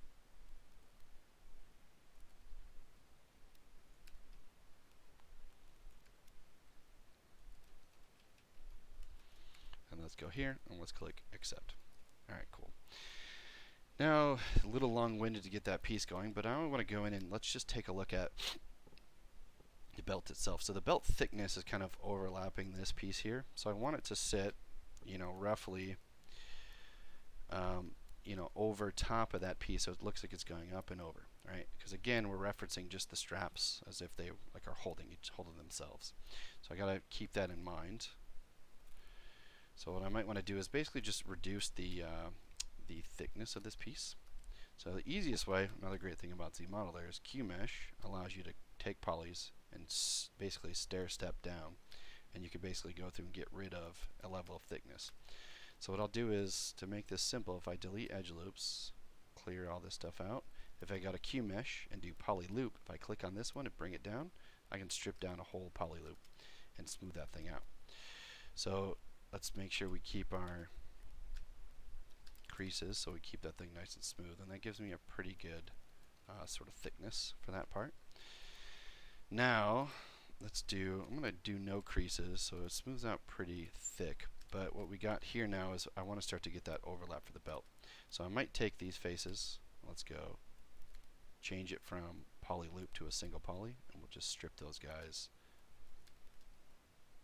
Oh, interesting. Oh, I still have edges on the inside. So QMesh is always looking for topology frames, so if there's no edges here, none here, if you try and push forward, it's looking to snap to these edges. So we need to clear out the same number on both sides. Now I can push back and get rid of those. So then to start, this might be to I might need to break off some of the straps here. But what I want to do is I want to get a nice little sort of like loop effect going from here to go over this belt. So in this case, I'm going to turn off symmetry. I'll do both sides differently, and we can go in and do maybe just a little QMesh here to start extruding this thing across. And we want it to sort of loop around and go underneath itself. So a little trick that we can do is we can hold with any option, any extrude. We could do QMesh, we could do extrude. If you bring this thing out, hold control, you can pull out that face, and then you can click on that poly and you can extrude again, so you get a new shell, but we're keeping it on the same subtool. So this only works if it's the same subtool. Now if I'm gonna take this polygon and I'm gonna draw a mask over it, inverse, turn on gizmo and alt click, and then alt click to go to unmask center. So I'm just bringing it to the center of this piece, and then if I just go in and let's just bring this thing down like so. So essentially it's going to loop around and connect here. So I want to create just a slight little connection to this object itself. So then going in, before I do this though, let's just kind of realign this piece.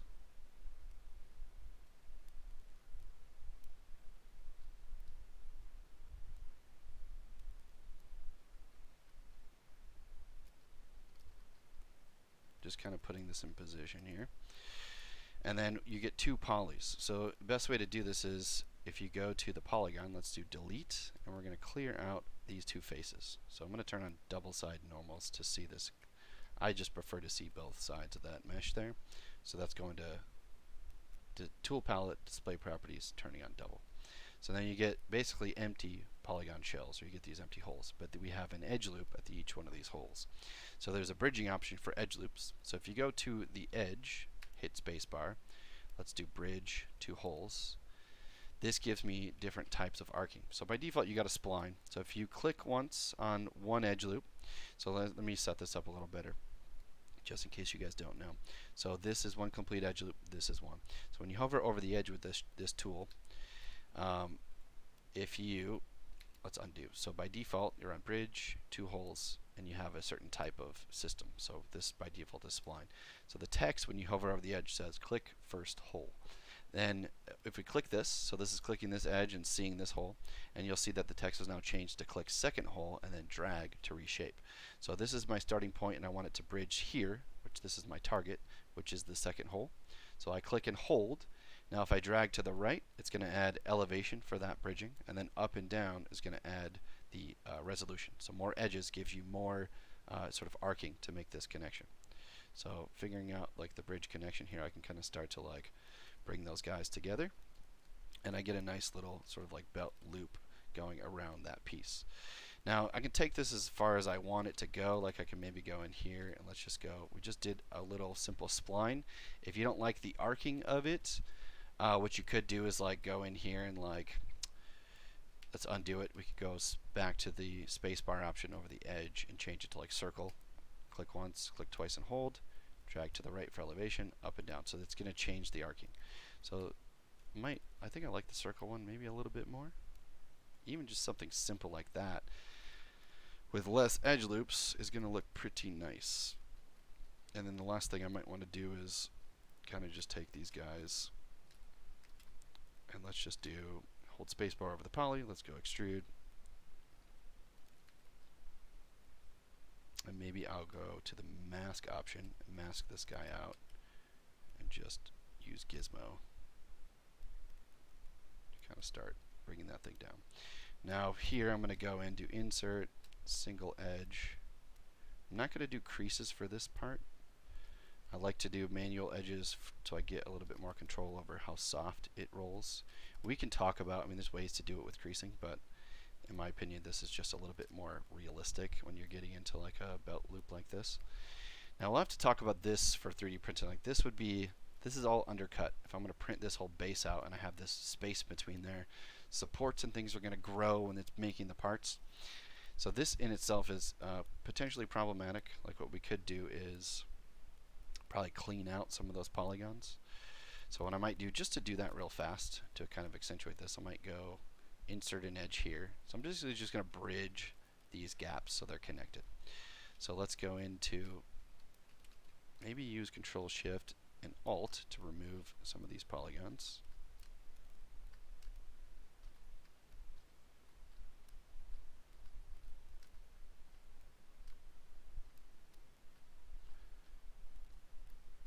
Looks like we got this one here. Control Shift Alt, and just dragging over a vert to clear it.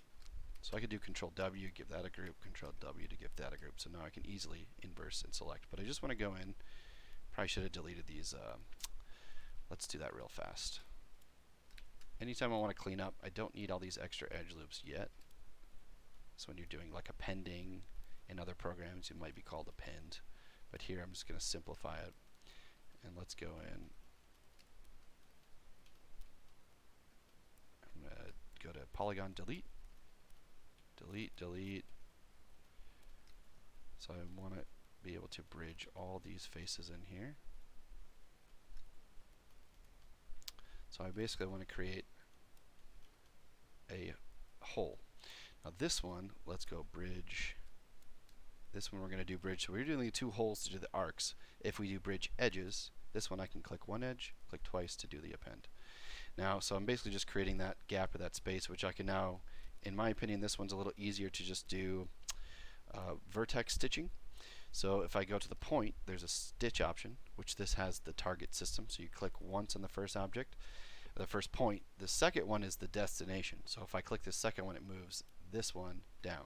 So if I go boom, boom, oops, make sure that this is.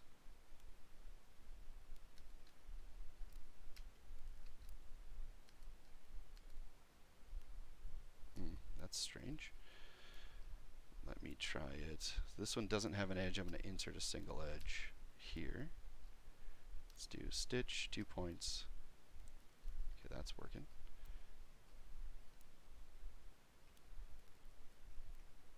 Let's try it without that face. Okay, that face might be presenting a problem with that stitching. So I just cleared out this face here.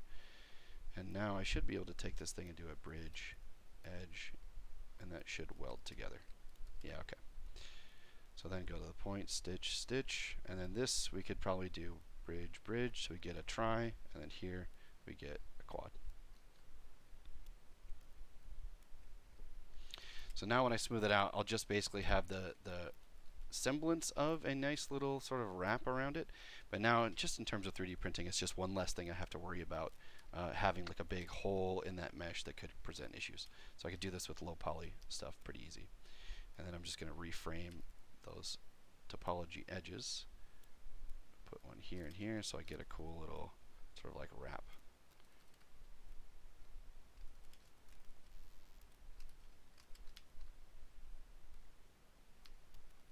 And maybe before I do that even, let's just do QMesh, single poly.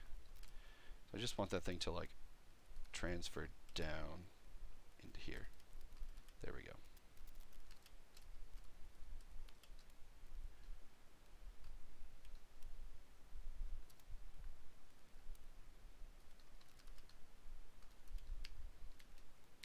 That edge actually isn't so good for that smoothing. We'll figure that out. So I'll just maybe frame these guys and these guys. There we go. Alright, so then moving on, I got some extra little like pouches, I got some sort of like holster pieces. So like that loop is a portion of this, but I have like some other additional kind of pieces that I'm looking at too. So kind of going into looking at this piece, we got a raised sort of surface like framing that belt. So maybe that belt's like sort of going through this piece here and traveling around it. So we got another piece sort of like framed on top of this thing. So then thinking about that, maybe these edge loops to frame it might be a little premature. So let's go in here and do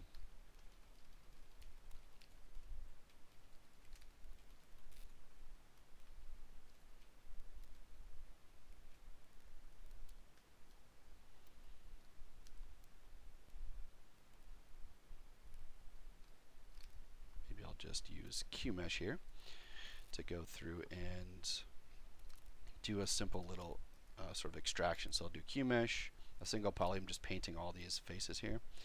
Start pulling out, but if I hold Control, I get a new shell. So it's going to break this thing off. Now I can do QMesh poly group, bring that thing out, and now I get this new sort of piece. Let's grab that. I'm going to do subtool, split, hidden. Now this thing's by itself. Now I want this to sit inside, so I might go and do, well, let's see. Let's do group by normals. So that'll give me a polygroup on the inside. So I'll grab purple.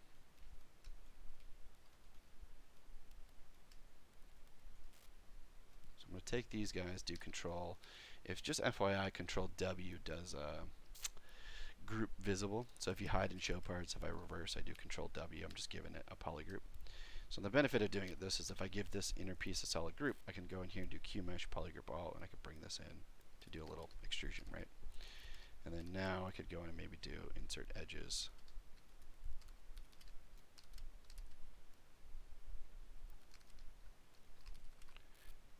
I just saw somebody ask about Baby Yoda. Good question. One of the other streamers did a Baby Yoda like right when Mandalorian came out. You could take a look at that. Like if you go into, I don't know if I like that. Let's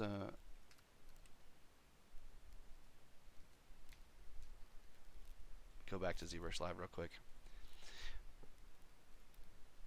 If you go to, I can use my stream deck. Let's go here.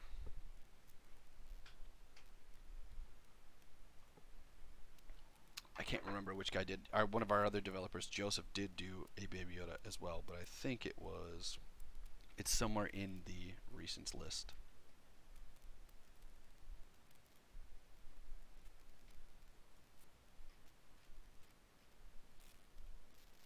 Was it Miguel? I think it was Miguel. Go to presenters. Yeah, I don't want to step on his toes because he made a pretty awesome Baby Yoda from what I remember seeing. And Joseph as well. But somebody had a pretty cool idea of using Miguel Guerrero, who's a phenomenal sculptor. This dude's awesome. He has great streams. Oh, maybe it wasn't him. Maybe it was just Joseph.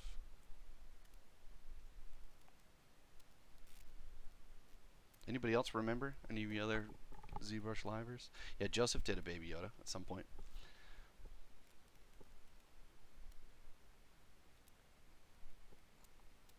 But that's funny. Maybe we should make Baby Yoda sculpture out of mashed potatoes. I mean, look, if that's your choice of medium, that's pretty awesome. That sounds actually really challenging.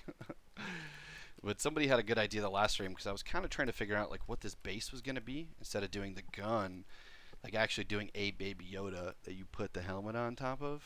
That would be kind of cool, or like a Mandalorian shaped helmet for Baby Yoda could also be fun. But you know, that's a whole lot of sculpting and time. I think I'm gonna have to stick with this for now.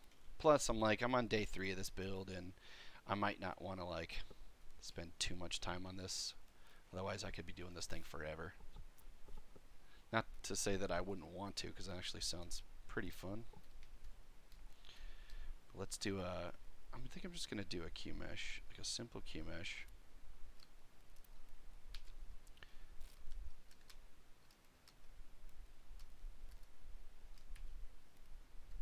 Split hidden.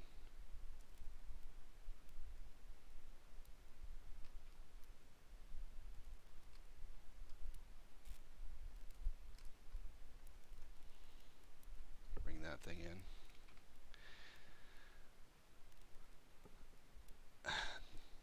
Poor baby Yoda ears. Exactly. That's exactly what I was thinking too. I was like, his ears would hurt in that shelling case, right? Like, I mean, I remember like even playing like baseball back in high school, and like you'd have that helmet on. If it was too small or somebody stole the good size helmet, your ears would just get crushed.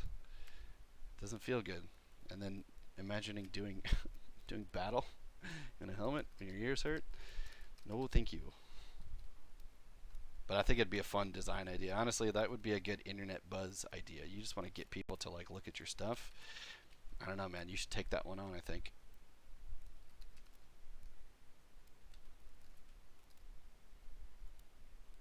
Alright, so I'm just kind of like shrinking and scaling this thing to get this, sort of in place. Now I'm going to go brush, insert, and insert maybe an edge here. And let's do insert multiple. I'm going to do 3. So I get symmetry line and then bottom and top.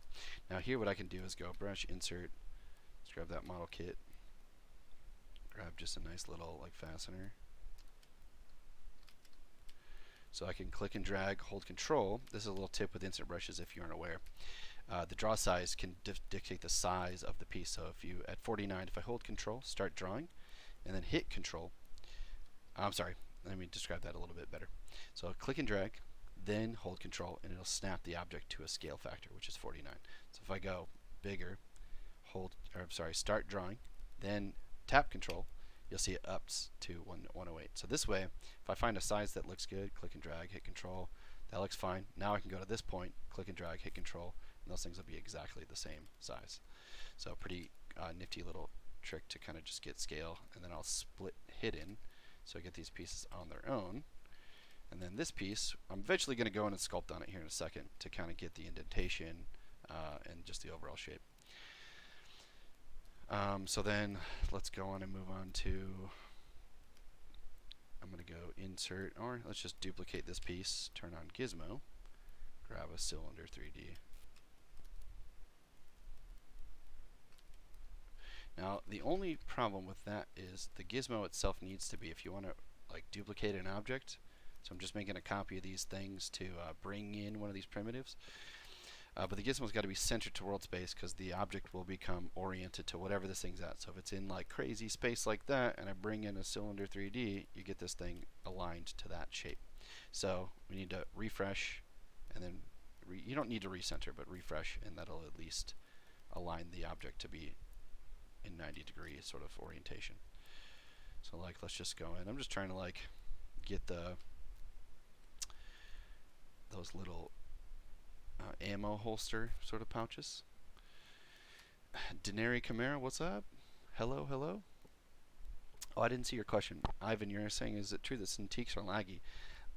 It's not true in my world, but I think, to be honest, you see a lot of people will say things about devices themselves are almost always functional, but it's the system that it's in. It could be all kinds of reasons why somebody might have a laggy thing. But for me, a Wacom is very fluid. It has really great response speed. I'm able to sculpt and work normally just fine. So I would probably say, if you're asking my opinion, I couldn't say for certain, but I don't think so. I've never had a problem with them. So I'm going to do here is like, oh, here's a little trick. Let's go back to the cylinder primitive. Before you go through and modify it, you have the option with the 3D to actually go through and give it a little radius, which is actually what I want. So I want to have a little holster here. So let's find the radius that works a little thinner.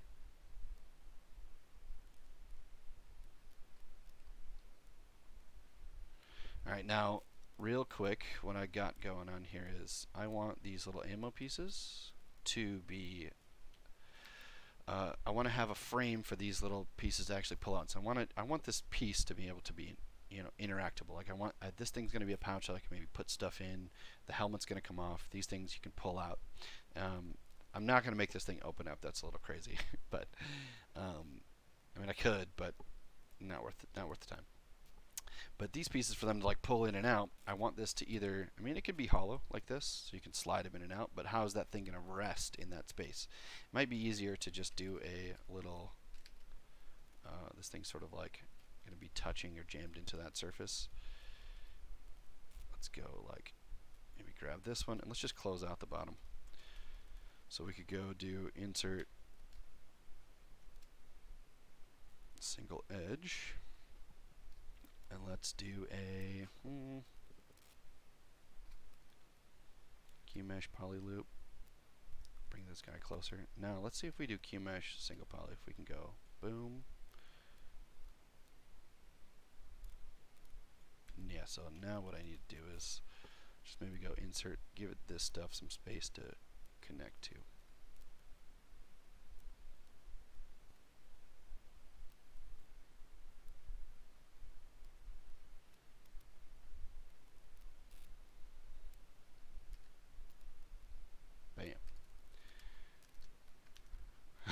Yariv Newman, everyone.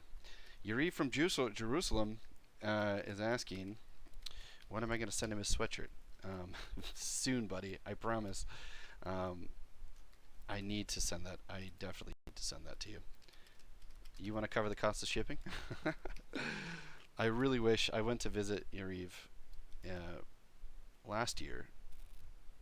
I was spending a couple weeks in Jerusalem with my father, and Yariv is a friend who reached out to show me around and show me the city and everything, and I forgot to bring his sweatshirt, so I'm going to send it to you soon. Or you should just come to the summit this year, and then I can give it to you there. How does that sound?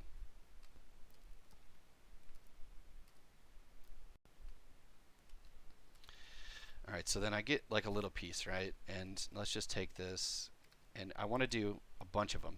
So a simple way to do this is instead of, like I might duplicate it, but I want to make first the ammo piece. So I want this ammo piece to fit exactly within here with a little bit of space. So 3D printing, it's going to have to be, there's got to be enough space for that thing to slide in. So I can use this cylinder to do that. So I'll do, real quick, I'll do polygroup. Group by normals. So that should give me a polygroup for that inner shell, right? So now I can go to QMesh or extrude, won't matter. So I'll just leave it on QMesh and do polygroup all, and start by pulling this thing out, but hit Control. Oops. Oh no, my Windows Photo Viewer is taking up all my CPU again. 1 second. Okay, undo.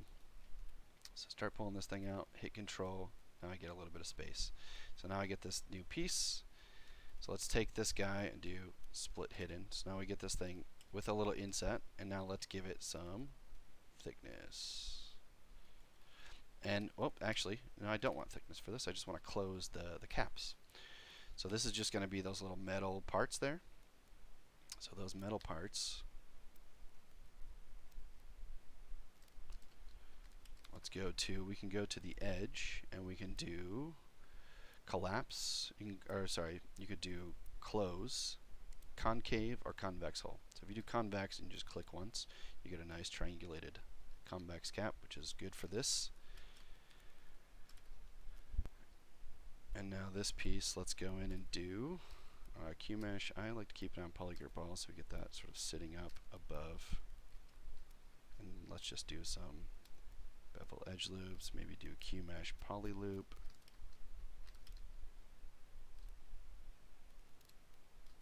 Insert single edges.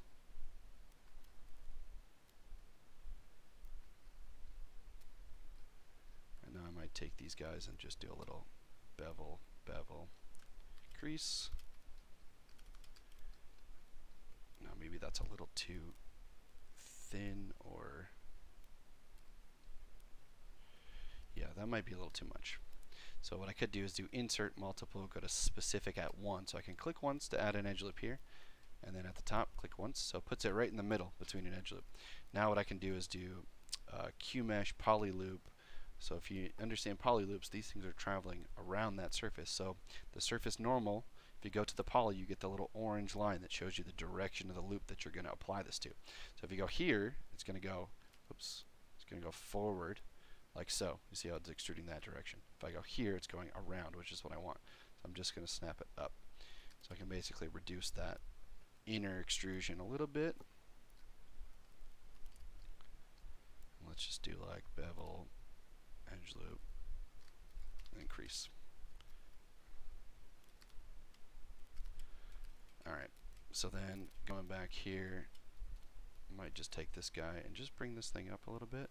So this is where transparency helps with subtools. So if I want that thing to rest somewhat on the bottom and like poke out through the top here, we could basically like elongate this a little bit. Just a bit. So I'm changing the reference up a tiny bit. But now I know for certain that I've got the distance in there correctly. Reeve, you're just messing with me now. The ZBrush Summit might only be online this year. That's possible. That's an interesting point. As of right now, we have no intention of not having it. But we do both. So, I mean, even if there's not as much of a presence for whatever reason due to travel, we'll have the summit. It'll be online, which is, honestly, the online presence is much bigger. More people are going to be viewing online worldwide than at the event itself. But, of course, we're going to try to do it. But you're saying, can I humor and show you how I do this without ZModeler? I'm just going to go with a hard no on that one. I mean, yeah, I could. It's just, I don't know. In my opinion, this is just like a no-brainer for these parts. I don't see the point in doing a sculpture. I will do, I'll do the pouch. How about I do the pouch without it? An organic shape, I'll absolutely not do clean topology. But a hard surface shape like this that needs edge loops and clean lines, we could do radial symmetry. So what I'm going to do is I'm going to take this thing, merge it down with the case, because I've got 4 of them together, so I'm just going to do a quick merge down. So just get it as a single object. Now I can duplicate, move that thing over, and then let's duplicate as another subtool, go over here, duplicate.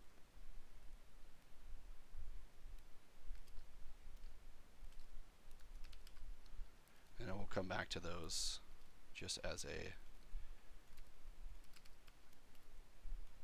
final kind of setup to like get scaled up and correct. Now the pouches, I want to do just a quick, let's go insert A. So one thing I do like about inserts, when I bring in the polymesh star, it puts it at the dead center of ZBrush, which I can now go grab this cube. And now I can use just world space symmetry for, say, this pouch here.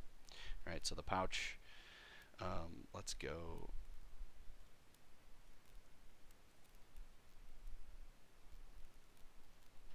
I'm just going to pull up a little ref.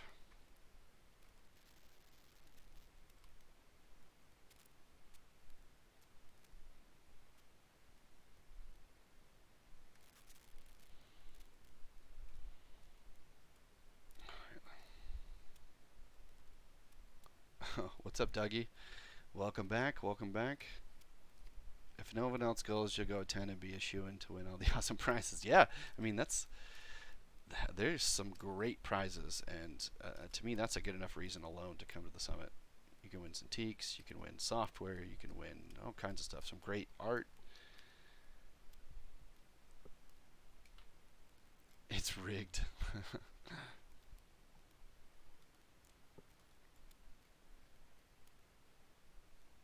Alright, so this pouch, just going to kind of stretch this baby out. So it's going to be printed. I don't care too much about like having space in this one. I just want to get that like overlapping pouch kind of bag. So going into, let's do insert a single edge. Now here I'm going to go in and do QMesh. Nope, QMesh a single poly, so we can pull this guy out.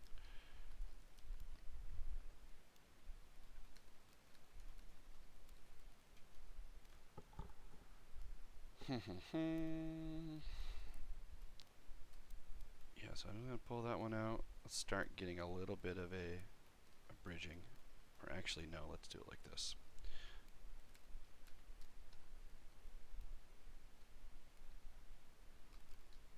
Alright, so now we got two faces here. So I'm going to go to these guys. Let's do delete. Turn on double side. Let's go bridge, two holes, circle, click once, click twice.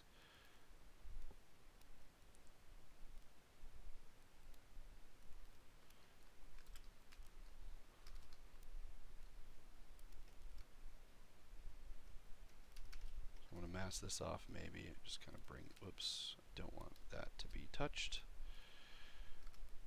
Or maybe let's just grab this thing and grow it out.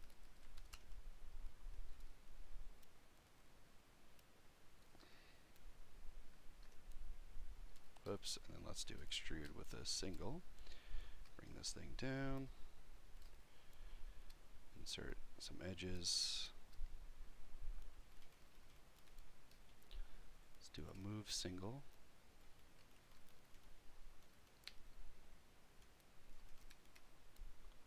What I might do is actually, let's do insert multiple, interactive res, and just add a few edges here. So now I can take these guys and start moving.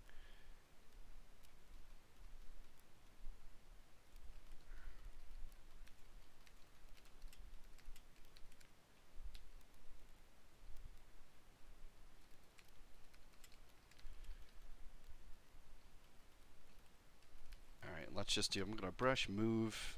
I'm going to use this move infinite depth so I can actually start moving these points here. So this is where I can kind of start just readjusting to get that rounded out sort of like lip.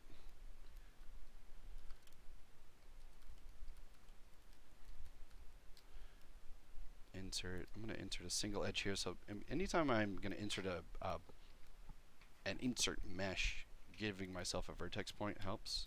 And go to brush, IMM, grab the model kit, and let's just do like one of these fasteners.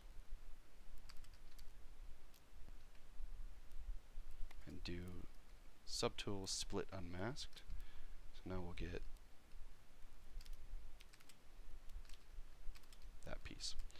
Alright, so now this is like, you know, just a quick rough out. Now one last thing I'm missing for this part. Let's go in and do a little edge loop. And I'm going to grab a chunk on the bottom, grow this thing up. So I'm going to grab a little polygroup. So let's do polygroup a single, and I'll paint some faces here. Click once, so if I want to give this a polygroup to do an extrusion. So that's you know, going in and doing this, just a little extruded part. And then with polygroup as single, if I click once, it's going to add a group. But if I keep holding and I tap Alt, I can cycle through new groups. So I can give it a group that's more visible. Or I can click again, keep tapping Alt, let's say a pink one. So I'm just giving a little group, and now I can do extrude, polygroup all, and just go and give myself a little extra detail. And then now I'm going to do just, I'm probably like going to remesh this and maybe do a little bit of smoothing. So I'm just adding some edge loops for all this stuff, so it smooths out really nice.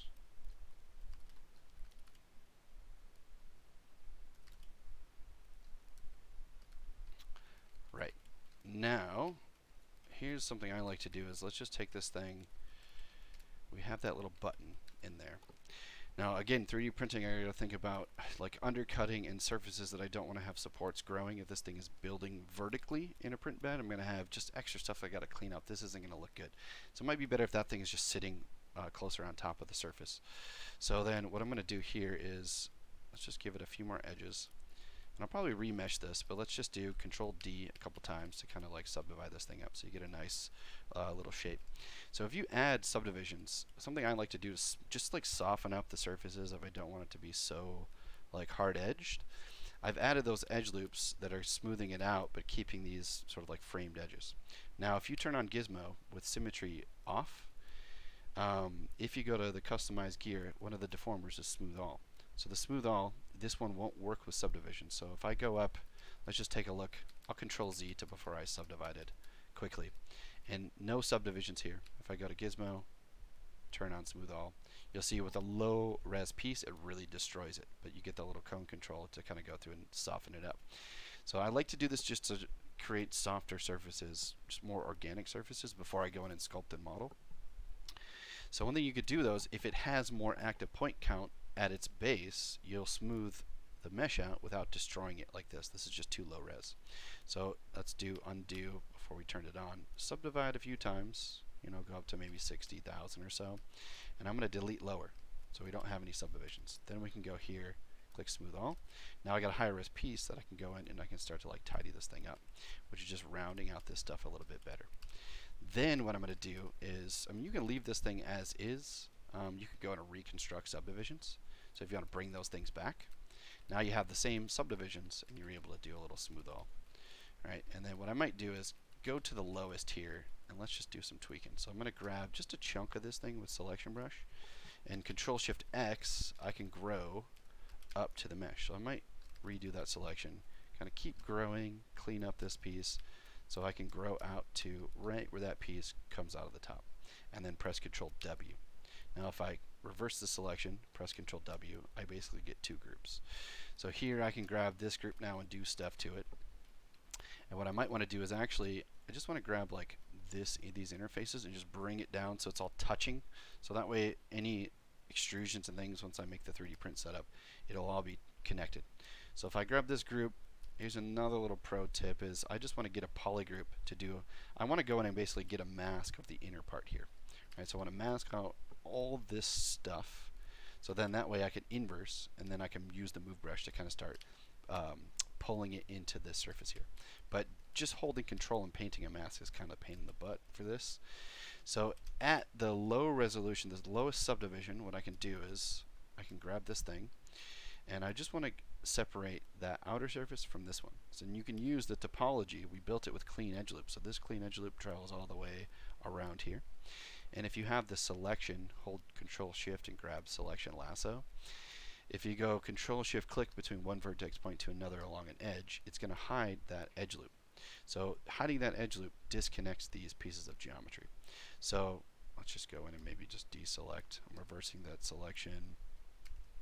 So it just disconnects those faces. And when you do this, what you can do is then go to polygroups and you can do this auto group. So auto group essentially just gives a polygroup to each shell of geometry that's not touching by vertex point. So even though it's physically still connected and parts are hidden, it doesn't see those things and you get a nice polygroup.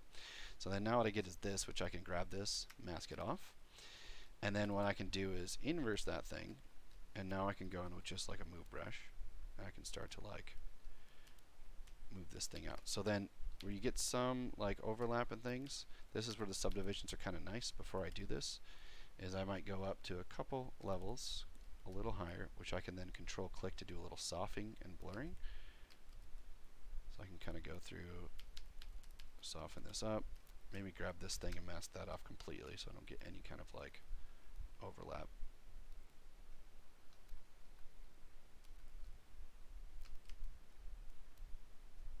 So I'm just kind of moving this down slightly, and then let's inverse that. So now I might want to just grab all these, this one, this one, this one together, mask it off. So now what I can do is kind of just go in here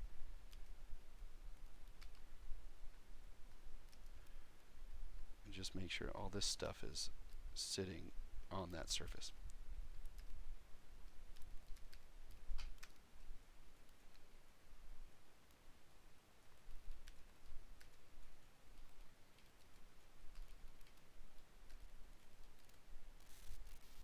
Sorry if you can hear my mouse clicks. Sometimes I'll go to the mouse just to do little things like that. I don't know why. It's like a weird, just a weird thing I do. I'll do it for ZModeler sometimes.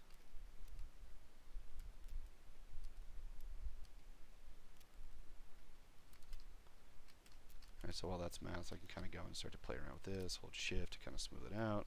Or while this is still masked, maybe go in and like make sure this thing is like looking like it's overlapping. Right, just little adjustments. Now this is just like, to me, it's just good to keep your surfaces clean while you can. Then of course you want to go in here with these high subdivisions and do stuff like, you know, start to get like some clothing sort of like wrinkles going, or get some like pouch sort of details, we could start doing this kind of stuff.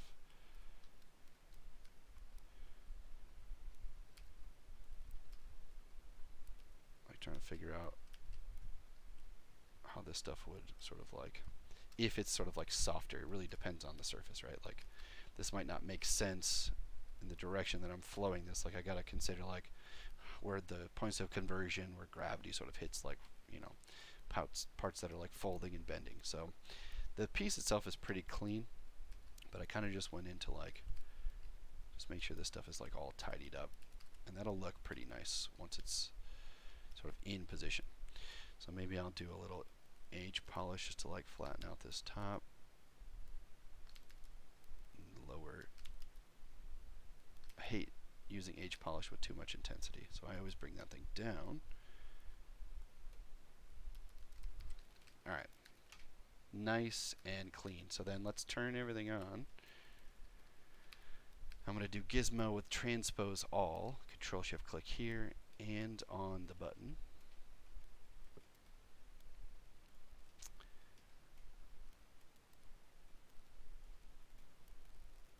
And then let's start repositioning this into the scene. Am I boring you guys with all this Z modeler stuff? You guys just want to see some high-res sculpting?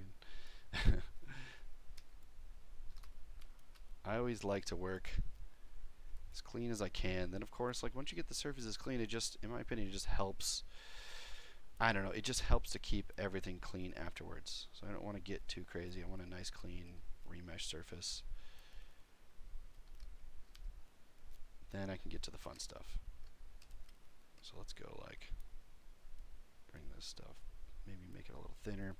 If I want that thing to wrap or just sit like it's just tucked on there, like here I might go to like bend.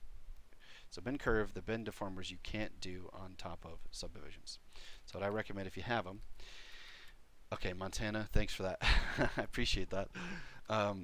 Deformers are awesome to flex and bend this thing. But if I have subdivisions, we can always go to the highest. I recommend if you have them, go to the highest, delete lower, turn on gizmo. As long as it's the orientation of gizmo, if I go to bend arc, you'll see it frames it in the angle of the gizmo. So if I undo, the gizmo has been aligned to this object. So you'll see the x-axis is facing this way, or z is this way, x is this way. We want to keep that orientation if we can for this kind of stuff. So once I move it off its center axis and sort of at an angle in the scene, I can now go to bend arc, and this thing is going to allow me to flex and bend in the position I've aligned it. So I can go kind of like just do a little flex and bend to that pouch if I want. So like going to the bottom, maybe just flex a tiny bit. Now I press W again to give me the gizmo, and I can now go sort of like realign it or re-angle it, and then press W once more to get back to the bend. So I'm bouncing between two views, and it's still in preview. So if I move that thing here, push this back, now I want to go click accept, and I'll just grab this button and just punch this back in. Maybe I got to do a little bit of like readjustment, but for the most part, that's fine. Now the object itself, if I want those subdivisions back, you just go back to reconstruct and click it however many times you had subtools. So I had 5 subtools, click it 5 times, I get those back. And like little things, like I can now go to, I always like to do standard brush with drag rectangle and grab like a little circle alpha. And if I set it to Z sub, I can basically go in with a lot of intensity, and I can punch in on that surface to get a little bit of like indentation where that button's going to be. Right, so if it's like perforated kind of leather, just like a little bit of punch in, and then take this guy. It's 3D printed, so I want to make sure it's going to be. So I want to make sure everything's touching. So I might go to move polygroup, just pull that in, so it's really into that surface. I'm so glad you're liking this, Montana. I appreciate that so much. Oh, actually, with the Stream Deck, I set it up so if you guys do give me compliments, I can do this. Let's see if this works. Oh, yes. The classic Bill Murray. I set up some pretty ridiculous GIFs that some of them I make. Some of them I pull from the web.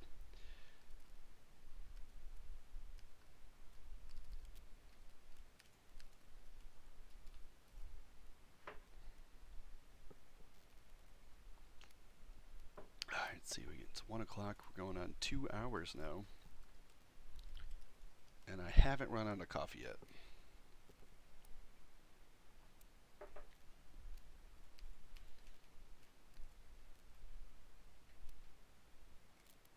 Okay, what's next? So we got just an extra little like belt loop piece. Now what I could do is like I could do that same sort of loop effect from the other side, but here's what I'm going to do is like let's just take this guy. That belt's kind of going all the way around that piece. What I'm going to do is I'm going to take this thing and cut it off about here. So let's go to Z modeler again. I'm just going to strip out, delete edge loops. Let's clear out these extra ones. This will make it easy to use QMesh to like strip away polys. So if I take this piece and I go, whoops, QMesh, a single, I can go boom, boom, and then let's just do selection, hide this stuff, and do delete hidden. So the benefit with QMesh is it closes any little gaps. Like if I do bump, make sure that thing's closed. Otherwise, if I were to just go in and do, you know, like this might be self-explanatory, but if I deselect it, if I just do like a hidden sort of situation and do delete hidden, I get this hole that I gotta go seal up. So this is why I like QMesh, because I can just punch it through and just hide the excess and delete hidden. So now I get this piece is just traveling halfway around it. And then what I'll do is I'm going to duplicate it, and I'm going to go to deformation, and let's mirror it in X. So now I get the same strap over here. And let's take, you know, this guy. I didn't like that piece. For some reason, it just didn't smooth out very well. Kind of like this thing just kind of going through. ICO, will it be up in this channel to watch later? Yes, for sure. So the this is day 3, right? So this is part 3. So if you go to, I'll pull this up real quick. If you go to ZBrushLive.com, you can go to presenters, and in presenters you'll find me. I'm somewhere in that list, or you can just follow this link, which I'll just paste this in the chat real quick. So the first 2-day builds, so day 1 is just building the helmet. Day 2, the images look the same, but day 2 is actually going in to do the shelling. So if I grab this guy, solo it out. But day 2 is actually doing the shelling, so cutting out the inner parts, defining the thickness, getting the Boolean shell basically created so this thing can be 3D printed and broken up into separate parts. So now, on day 3, I'm just finishing the last little bits and pieces that I want to make, which is all this stuff here. And then I'll be going in to do the slicing and the keys to do the final prints. So I did a little, I showed this at the beginning of the stream if you just jumped in. I did do some just concepting of like where I want to do the slices, because the print bed is about this big. So I need all these parts to be able to, you know, I need to print it out, and I can't fit the whole helmet in that print bed, so I got to cut this stuff up. So I did a little engineering with the replicator, which I'll go through and show it all in this stream. If I go in and do, let's bring this guy up real quick. So this is kind of what we're working towards, is just, this is the first prototype. This might work, it might not. I don't know for sure. But I do know that all these parts fit in the Replicator 2 build space, and I'll be able to reassemble. So I actually did, this is going to be 1-to-1. So I did do a print piece. I don't know if you guys can see this in the, this is like the first sort of prototype. So like going in and like trying to figure out the scale. So scale is a little bit of an interesting thing to solve here, but this is that first piece that came out with the keys. You can, if you can see these little keyholes. And this is doing it on the MakerBot Replicator 2, which we still have here in our office. But I might be reaching out to some other companies to help me out. I have some friends that have different printers. I could do the form, which is going to be a little bit more expensive. But if I want to just print in, you know, PLA plastic, I can do it a lot cheaper. And in my opinion, I think it would be more interesting to do it that way. So maybe the Ultimaker could be a potential option. The Endor is an option too. I have some friends that are offering to help me out with that. But we'll see. Like I'm going to do in this video, in this stream here, see how far we can get today. I might have to do that in the next stream. But the setup that I'm going to do is for the Replicator 2. So it's about, you know, this much width that I have to work with, which is a pretty good size. So this is about the largest that I can get into that space. So this thin sort of piece, it's 10 parts total, and I can reassemble. And then when I'll show you guys this too, I'm going to try this for this I've never done this before, but I bought XTC 3D, which is something I'm gonna, when I reassemble, get everything together, this will help smooth out that surface. And this is partially why I did the concept render here with Keyshot, right? So let's just bring up the whole guy real quick. So I did this just as a visualization for myself to know this is what I want the surfaces to look like when I paint it. So I want to have the leather kind of texture. I want to have it just like nice stitches, the nice Bespin or Beskin, I forget what the metal that they have in the Star Wars universe, but that type of steel. I want to do this all by hand. So the surface itself is going to have to be nice and smooth. So you can't really see. I mean, this came out pretty good. If you really take a look at this guy, let me see if you guys can see that, like with an angle. Or actually, let's try this. Get like a little bit of light. The surface is pretty smooth, but for the most part, you know, the final paint that I want to put on, I want to have it nice and clean. So XTC 3D, I'm going to try that out. So we're almost there. This is really just the final bits of the build stage here, and everything else is just going to be set up for print.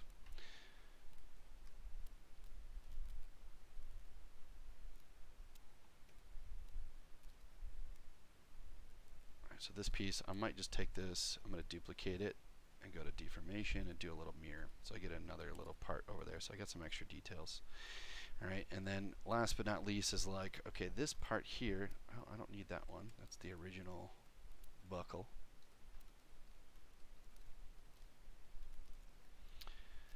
Last but not least is that other little pouch that Yariv is demanding that I don't do with ZModeler. I felt the pressure with that one. So this extra little pouch here on the side, this guy. So like this is actually the whole thing started was like for a buddy. So for a friend of mine who was asking if I'd make him something, he ended up asking for the helmet, and I of course just went above and beyond and said I'll make you a helmet plus all this extra stuff. So this little pouch here is like a pouch in his, like across his chest. And I was thinking if this is going to go in his bar, his home, or something, maybe we could put like straws or like whatever, just a little thing that you can actually put stuff in.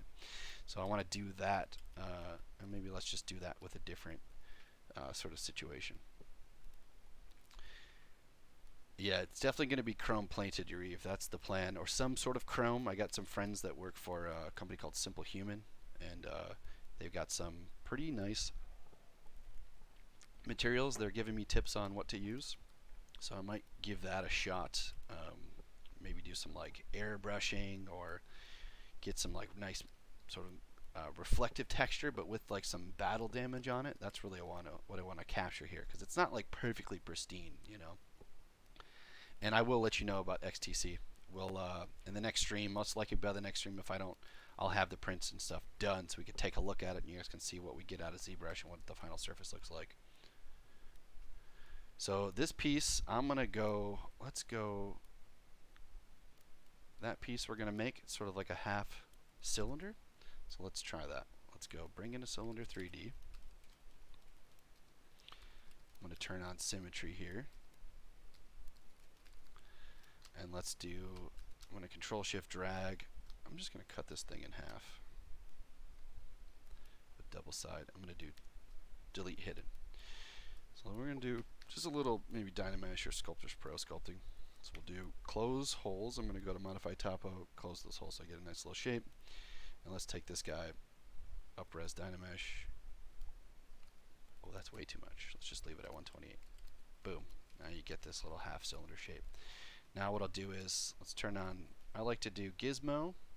To do this you need to make sure symmetry's off. If you go here and you do smooth all, this one works fine, but some of these other ones, like if symmetry is on and I do like bend curve, bend arc, sometimes you won't get the thing to work. So it's just a force of habit. But with symmetry on, smooth all works fine. I can just go click this, smooth all, tidy that thing up, and let's accept. Now I want to hollow this thing out. So let's just do a little. Actually, I'm going to clone this guy out so I could do a quick Boolean. So I want to do just a hollow shell on the inside. Pretty simple thing. So I'm going to duplicate this, scale this down. So So with transparency, you can see we're just creating a little shell on the inside. Let's do subtract. So setting it below to subtract, we get a nice little cleaned out piece. I might shrink this down a little bit, play around with that thickness on the inside, and then let's do Boolean, make Boolean mesh. So we don't need this anymore. Let's get rid of that. Go grab that U mesh. Now we could take this thing, geo dynamesh that thing together, and let's just do maybe a little smoothing.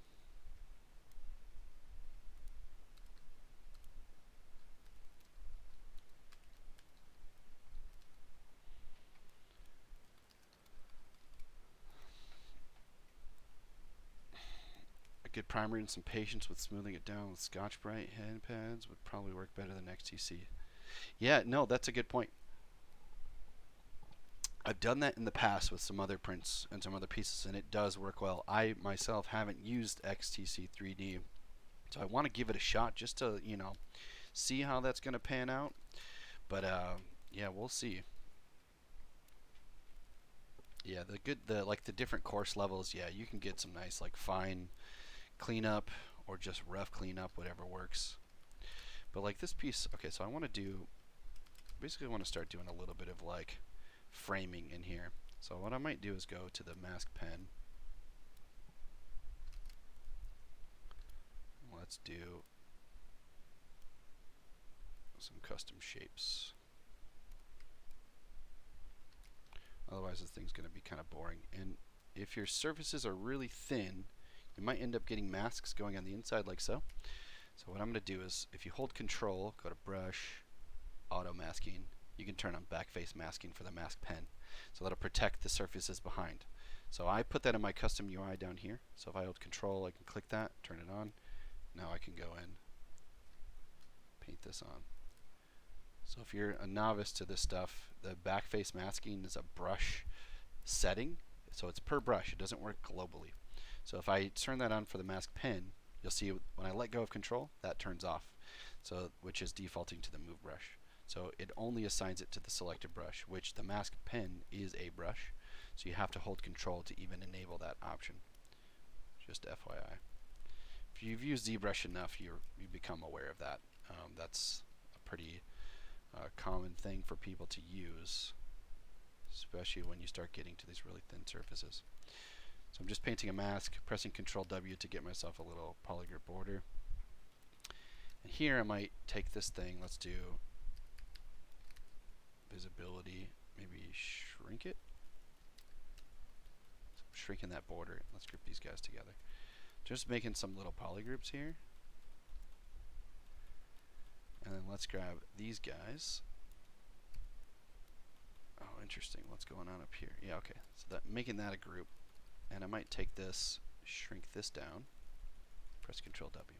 So you'll see what I got going on here in a second, and then reassigning this border. So I'm just giving myself, like, you know, you got a little bit of like edge border and things like that. Maybe for this one, let's do a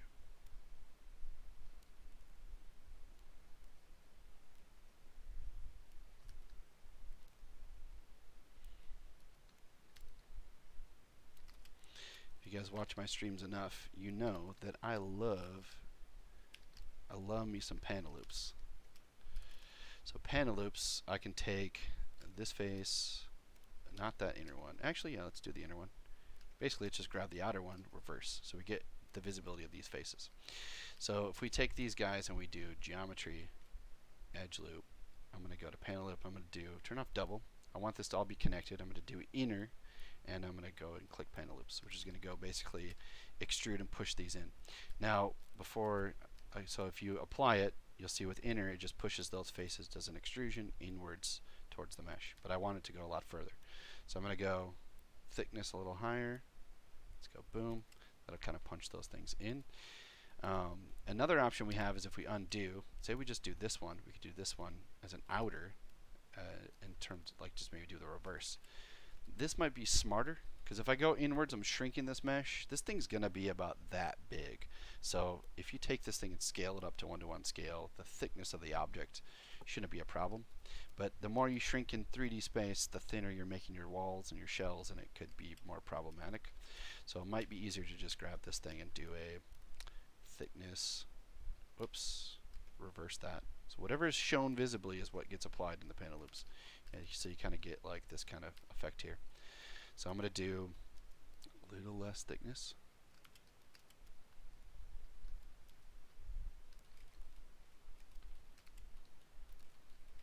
Yeah, a little less than that too. Let's go to like 0.05. That looks pretty nice. Now what I'm going to do is do just a little polish by features. So I'm going to grab these polygroups here, press Ctrl W to give them their own. I'm going to grab this one, give it its own.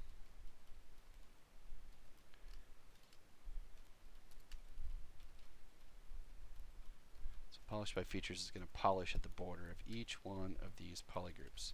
So if I go into now deformation, I run polish by features, it's going to basically start smoothing out at those polygroup borders. So if you open up the circle, it does a stronger smooth. It will shrink the mesh a tiny bit, but you get a nice little effect here. Which I can now, what I'm going to do is take these guys, I'm going to go to Gizmo, turn on Customize, let's do Smooth All. So now we can get just a little bit of like smoothing. So you could do Smooth All too, and keep those polygroup borders. So maybe just go like here, let's go click Accept. Now another benefit here is, like I can kind of go and maybe just kind of shrink this thing out a tiny bit, is we can do a, let's see, I'm going to keep this, take these groups here and make that a solid one. So I just get a solid group.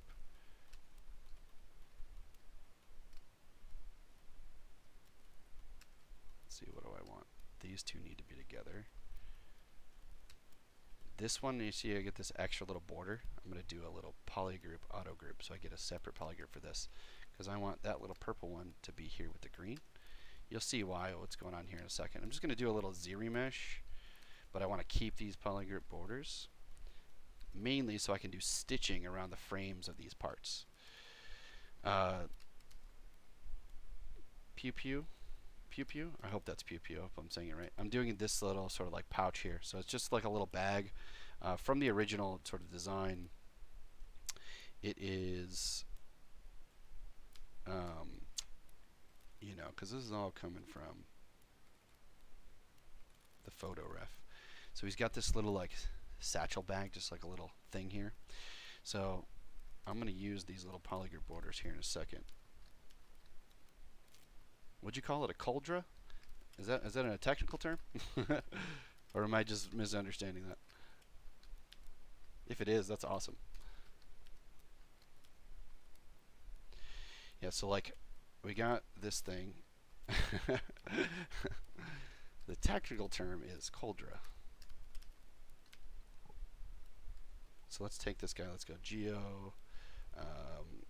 So you just get those polygroup, but I'm just assigning solid groups to all these extra little things, because if we go to ZBrush, we can keep groups, and I'm going to do symmetry and ZBrush this thing pretty low. So like this way, I can ZBrush and get a clean piece, add some subdivisions, but I got these groups, which that's going to be a fun little thing here in a second. So going back to that, it's got a little like extra detail, so let's like maybe go in and subdivide a little bit to do some subdivision sculpting, and I might just go in and do like, just do some, I want this thing to kind of resemble that, sort of like it's like bent and kind of folded a little.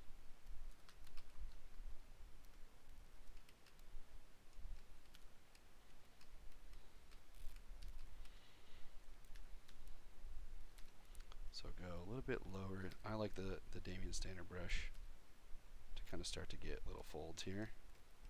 And then standard brush, whoops, got to reset. I want to reset all brushes here. Clothing folds are good, like standard and Damien standard are the greatest. You go at lower subdivisions, you can do a little subtraction. Right, so if you go low and you assign a little subtraction, as you move up, it smooths out that stroke. As opposed to going up to the highest and doing that little subtraction. This is basically, to try and smooth this thing out at a high res, it takes forever. So if I go down below, I have to smooth it, and then I can walk back up.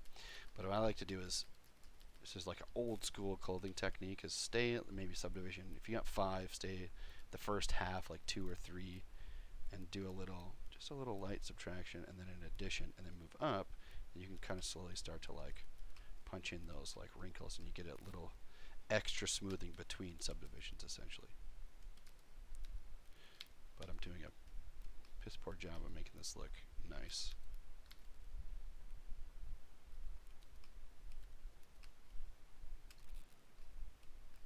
Alright, whatever. So we get a little texture, you know, some wrinkles, some folds. Maybe we can just kind of go in and like turn symmetry off real quick.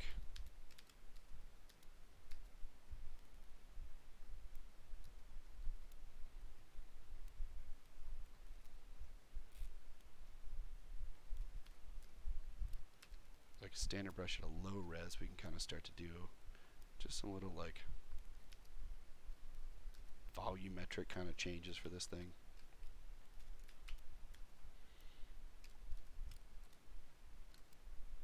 So stroke. Sometimes I like to turn on lazy mouse for this so I can do like a nice clean stroke.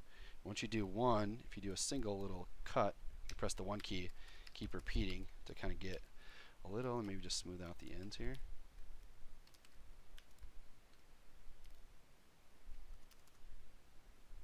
So I do a stroke, press 1 a bunch of times, kind of start to get just a little bit of texture going in here, right?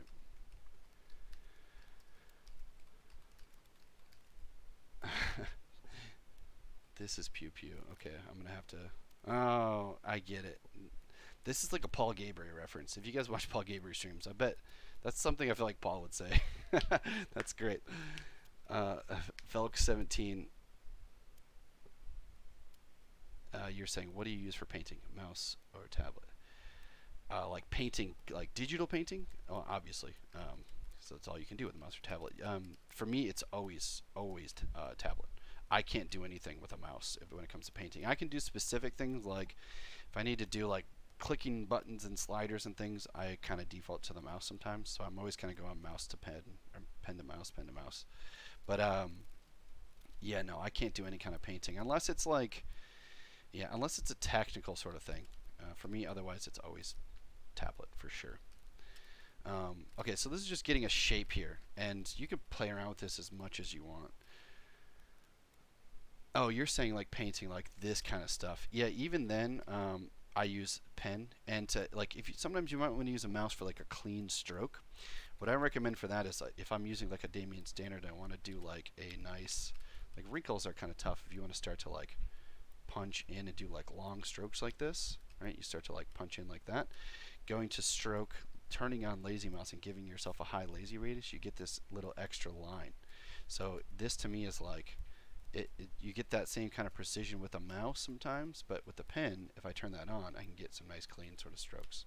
So that's what I do, is I keep it with the pen, but I turn on lazy mouse to kind of help give myself a little bit more, you know, sort of like cleanliness with the draw stroke. Alright, so this looks like crap, but I need like music. When I get to clothing wrinkles, I need like music and focus to get that done. But with you guys, you get the gist. I mean, it's just sculpting. But the, okay, so what I want to show off real quick, I'll get to your question, Felix. Oh, let's just see. A cheap pen and tablet is good for beginners. I mean, the bamboo, the Wacom bamboos, or the Wacom tablets are pretty cheap. They're a few $100. Those, to me, honestly, I just recommend Wacom. If you go with some of the third-party tablets, I mean, we support, in terms of like, we'll take nearly any tablet. The device manufacturers have to support the programs themselves. Wacom is the most supportive in terms of ZBrush, one of the most supportives. I can't recommend some of the other third-party ones, the cheaper ones, just because sometimes they have laggy tech. I won't say names or anything like that, but I've seen issues with other less popular tablet devices. So I just recommend, in terms of cheap, the Wacom tablet itself, the Intuos, is pretty great. It works amazing, and it's a great investment if you're doing enough of this stuff. I would recommend that. And some of the other like higher end ones that are more well known, I would definitely, yeah, absolutely recommend those. But yeah, some like the other, you know, less popular, newer tech is just sometimes I see issues with those things personally in support. But I'd say that check out the Intuos. Those things I think you can get at a Best Buy now, or maybe it's the bamboo. Okay, so the polygroups, the whole reason I kept these is because I want to do some stitching around the frames of this piece. So what I'm going to do is I'm going to make an insert brush real quick. Let's go grab just a simple ring, or actually let's just do it here because I like to promote the newer stuff. So let's duplicate this pouch. I'm going to click W, reset the gizmo to world space, so Alt click reset. I'm going to go grab this ring. Oops, this thing can't have subdivisions. Let's delete lower and higher. So we're just going to replace that. And now here we'll get the radius and you get scale. So you just click and drag these guys. You got your radius, that's your scale, which I don't want to mess with. I actually just want to do this rotating. You'll see we get divide and coverage. So coverage, we want to set coverage to half. So we'll do 180. Let's go in, rotate this guy. So I want to make a stitch brush real fast. So stitch kind of goes over, dips down, goes over, dips down, and we want to do it along a curve. So to do this thing, what I'm going to do is take this little cylinder piece. I'm looking at it from the front, so my symmetry is an X, which I can now kind of go in, start to like tweak this slightly. Maybe let's go deformation, inflate this piece just a little bit more. Right, so you get just a little stitch, like something that's going to go up and over. Alright, now what I want to do is make this an insert brush along a curve. So if you, depending on the angle, if you look at it, this is how we need to do it. I'll show this real fast. I do this all the time, so I apologize for any repeat viewers, but go to brush, you can click create insert mesh and click new. That turns this piece now, when I click and drag, into an insert brush. Now if you go to stroke and you go to curve and turn curve mode on, it now takes the insert brush and it draws it along a curve. So it makes it repeat. Now in this case, we want this thing, as we draw that thing along the surface, we want it to travel like a stitch would. So in a linear sort of path or along that curve. So the angle in which we capture this insert brush makes a big difference. So you'll see when I looked at it from the front, it draws it in that, and basically we're upside down along this vertical path or this horizontal path. So if we undo and we rotate, you got to look at the orthographic views. So hold shift, look at it from the top. You want it to travel, as you draw your stroke this way, you want it to travel along this path. So looking at it from the top like so, let's make a new brush. So go brush, create insert, new. Now when I draw it, you'll see it draws just like we see it from the view. So the camera, the way we capture it makes a difference. And if we go to stroke, turn on curve mode, this is the new brush. So as I draw it, you'll see it's going to draw a stitch along that path. Now the last thing we need to set up is if you draw it along a surface, it snaps to the surface. But how it sits inside of that surface, we want this thing to go further in. So thinking about 3D printing, we don't want any undercutting or any space between it. So we want it to sit like it's in the object itself. So just like stitching on a piece of cloth, you want that stitch to look like it's going underneath and over. So if you go to for this brush, if we now go to brush palette depth, you'll see you get this little circle controller. So the circle itself is the object, the dot is the center of the object, and the line is the surface normal of the object that we're drawing on top of. So if you bring this thing down below that line and then click once on the curve, you'll see it updates and it pushes it in. So now anytime I draw it, it's looking at that depth setting too, and it's now pushing that in the surface. So now we got this thing made. So we can go back to, we don't need this, we're just using this object to make the brush. So if I delete that thing, let's go back to this piece. So now what you can do is, if you go on this piece now, insert curve, this is what we would call an insert curve brush. So I'll turn off symmetry for this. If you try and draw this on a mesh with subdivisions, you'll see it gives you a message that says the mesh has subdivisions, you can't use this thing on a subdivided mesh. So what I'm going to do is, I like to keep the subdivided mesh just in case I need those subdivisions. So for insert curves, I'm going to make a duplicate. I'm going to leave the duplicate at the highest level, because if you go down to lower levels, if we solo this out, you'll see the surface curvature changes. So the depth, we want to draw this thing on top of that surface at its highest resolution. So if we were to go down to a lower res and draw it on top, you might not see, it might not match up with the final surface. So we're going to go to the highest, and this one I'm going to click delete lower. So I'm just going to use this as a temporary to then now if I go and I click and draw, I can draw this thing on top. So I can start drawing stitches along this piece. So insert curves basically work if you start drawing. you can draw one whole path, and if you let go, if you bring your cursor close to the end of a point, you'll see a little red toggle connects. If that toggle is active, if I continue clicking and dragging, it'll continue to draw from this curve. But the problem here is like, okay, I'm trying to make this thing go all the way across, and I want it to look like it's just like stitching these sort of pieces together. And it could take me a while to do all this in one step. So an easy way, instead of doing it all in one or in steps, we can use those polygroups that I set up. So a little pro tip, if I Control Shift click on that polygroup, let's reverse, grab all, actually easier way is just grab this one, reverse, now we get these guys together. So they're separate islands. So because they're separate islands, if I go to Stroke and I go to Curve Functions, I can click this Frame Mesh, which is going to create curve points along each one of those paths. So you'll see it's on the top piece here, here, here, here. So then basically if I Control Shift click to bring the rest of the mesh back, now if I just click once on those curves, it's going to drop those stitches all along those framed parts, which is saving me a heck of a lot of time, and it's already sort of set up.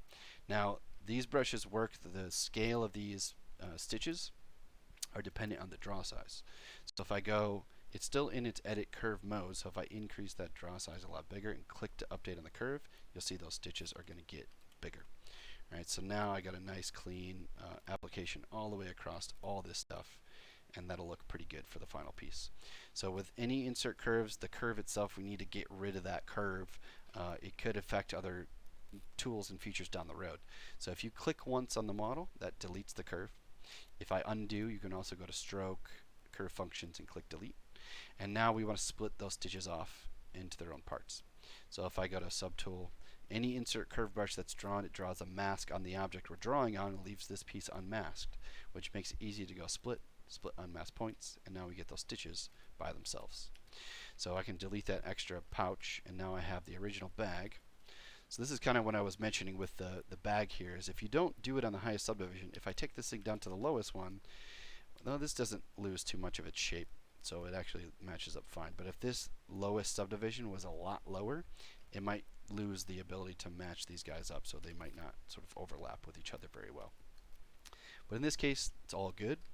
So what I want to do now is, like, this is just a final setup for this little bag here, is this is going to be 3D printed, so it all needs to be one object. So what I'm going to do is I want to merge them and weld them together, and Dynamesh is an easy way to do this. Also live booleans is another easy way to do this.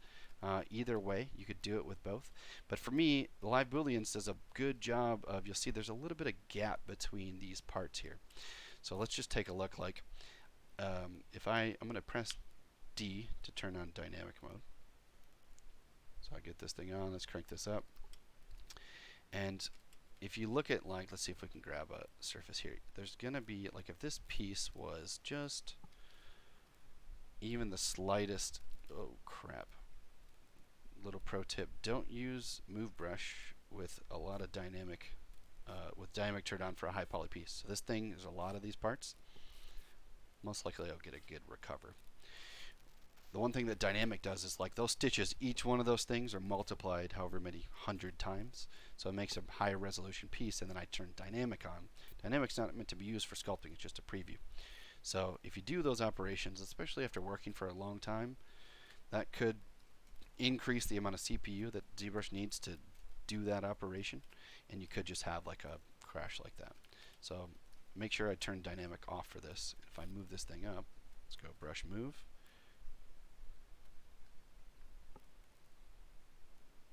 Right, if that piece is up like this, let's just do a quick comparison.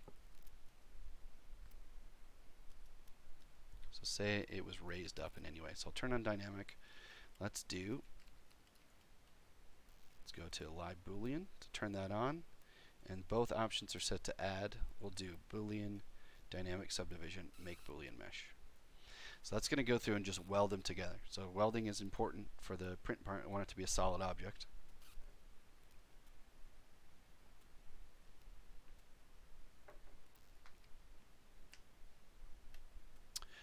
While this is going, Mazza, you're saying your video will be up on YouTube after.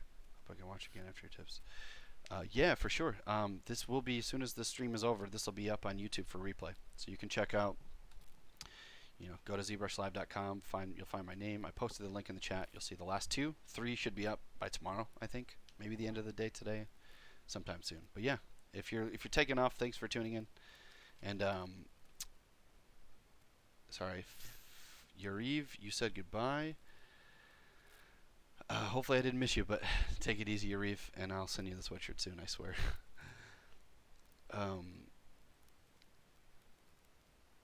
Last question, Dougie, you're saying, oh yeah, sweet, the outline border, that's a great tip, right? Hopefully, so that's a new one for you, huh? All right. Dougie's always in the streams. It's hard to show off new stuff to Dougie. Or maybe you knew it and you still think it's a great tip, but yeah, thanks. It's this is what I'd like to call technology.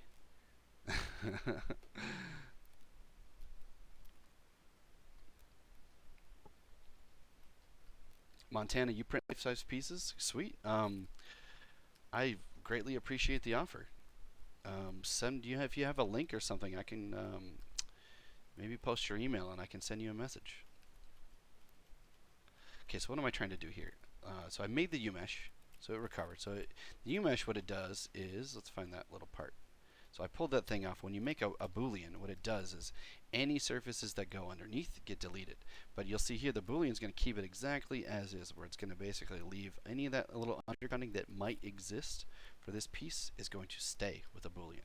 Whereas if I go to this setup over here, let's just say I want to just weld these things together and maintain the overall shapes, but I don't want to have that, like, the chance of that undercutting existing.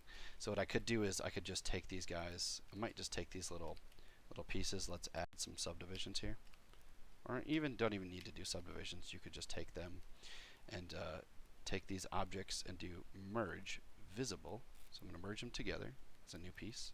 And if I just go to Dynamesh here, now Dynamesh at enough of a low res surface, if I go, say we'll go to like maybe 200. Let's click Dynamesh. You'll see if it's low res enough, it's going to weld those surfaces. So this destroys a lot of that shape. Let's go up to maybe 700. And you're going to start to see that it's going to connect that undercutting. So the overall piece here, like, I don't need it to be too crazy high res. So if I go up here and I do, you'll see that if you do the merge, when the pieces are low poly, when you Dynamesh it, the Dynamesh picks up that low poly surface. I gotta close my oh gosh, nope, not that one.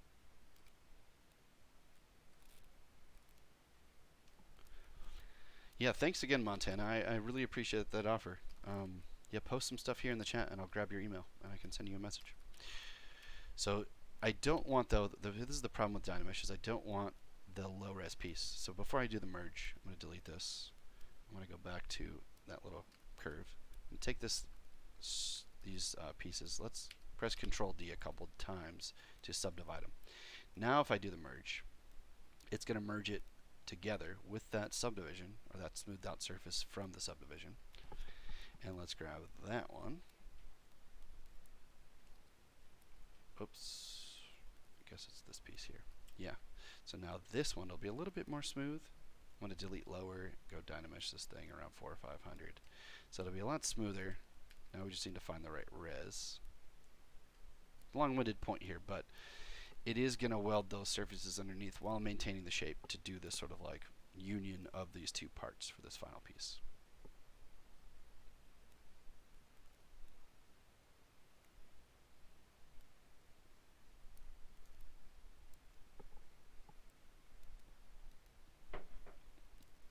Yeah, so if you go, even then, like, it's still giving me a little bit of like connection there.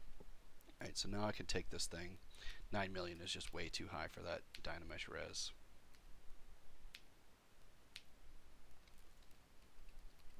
So what I would say is maybe go to like maybe 300 or so, just enough to get the silhouette of those stitches without going too low. 500. Boom. Now we can turn on Gizmo, maybe do just a little bit of smooth all, not destroy too much of that stuff. Or maybe even a tiny bit of polish. polish a 1. That'll give me a nice, good little surface, and it's all sort of welded. So it's just going to be a solid piece that I'll go through and paint over anyways. So then going back to my original tool here, looks like I gotta go.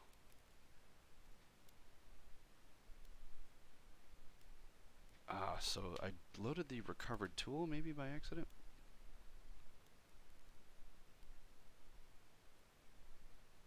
Let's see. I'm going to save this out real quick.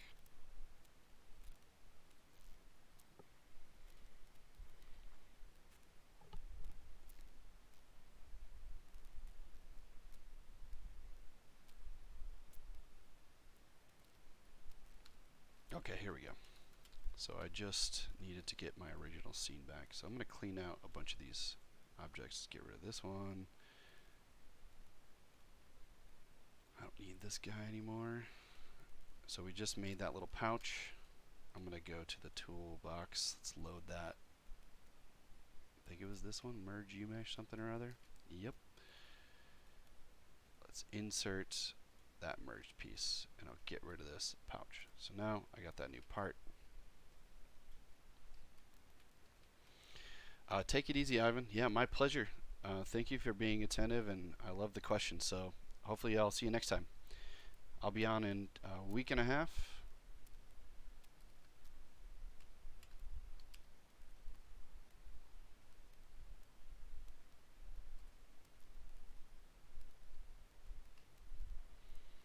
There we go.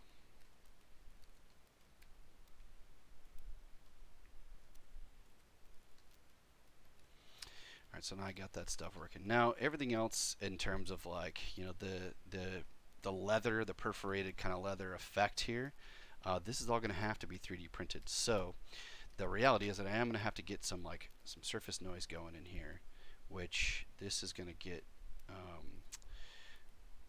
that's something I'll have to probably do. But considering the, I do want to do the stitching for all these parts, so the frame mesh works for just about everything. We got that curved brush. Oh crap, looks like I didn't, I lost it in my last project. Luckily, I do have my own custom libraries that I've made this brush before. So I got insert curve brushes, clothing seam and details, or wait, no, what is it? Stitching. Yeah, insert curve single. So this is where I'm going to go. So let's just go load that thing.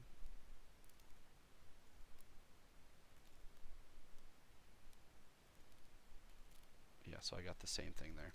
So this is where I'm going to take these guys. Let's Control D to get some subdivisions here.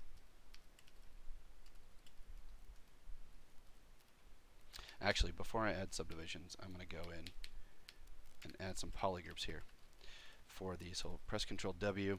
I'm going to do Z Modeler, insert multiples so I can do interactive res and get maybe a couple edges here. Click once, it should repeat. So I click, get sort of like a setting, click down here, I get the same.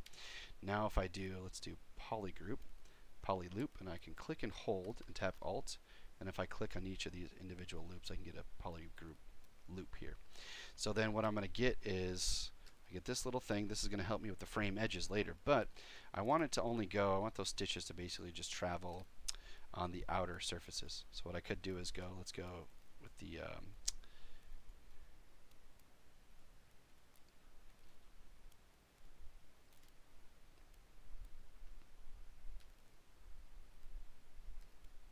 selection lasso.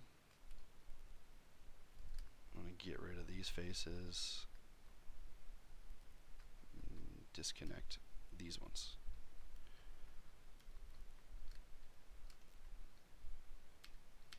Oh wait, let's just disconnect this one here. Okay.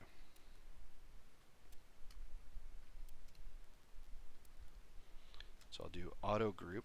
That's going to give me a just, all I want is this single polygroup for the outer piece. That's great. Everything else can have its own.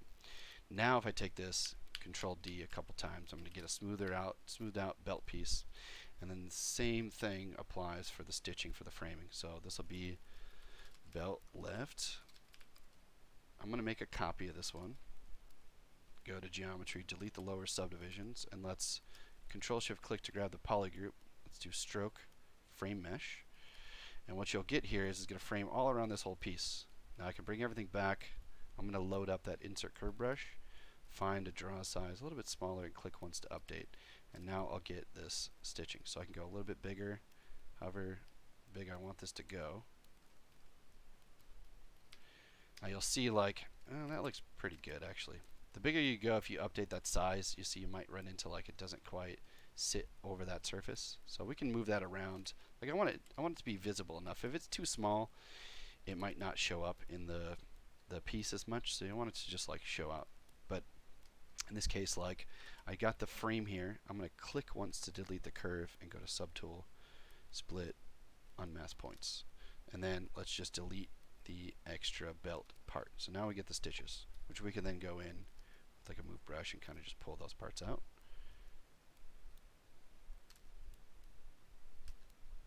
Right. And now those things look nice and clean. Now we don't need, let's do go back here. If I solo this out, it did draw them along the lip of this border here. So what I could do is go in. Here's a little tip. You could do polygroup, auto group, and you can get a new group for each one of these pieces, which we can then click, reverse, and then hide any parts we don't want. Control Shift click to hide these ones, and then I could do geo modified topology, delete hidden. So I just get those little stitches on that part. Alright, so that's pretty easy. And then we could do the same thing for this piece over here. So that one, again, what I might do is, let's just delete this guy, go back to this one. So this one's got subdivisions. Here's a little pro tip is, if you try and do mirror and weld with subdivisions, it won't work. So if I go to the highest level, delete lower, now I can mirror and weld, and I can then reconstruct. Now I get those things back, and they're on both sides. So I can grab this guy. Let's just do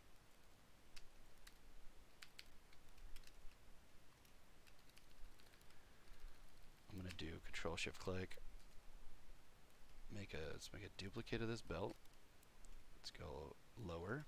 I don't need this part. I'll delete hidden. Do stroke, frame. Grab that curve brush again. Click once. I'm going to do split unmask points, and then we can just delete this extra piece. And these guys, let's do auto group.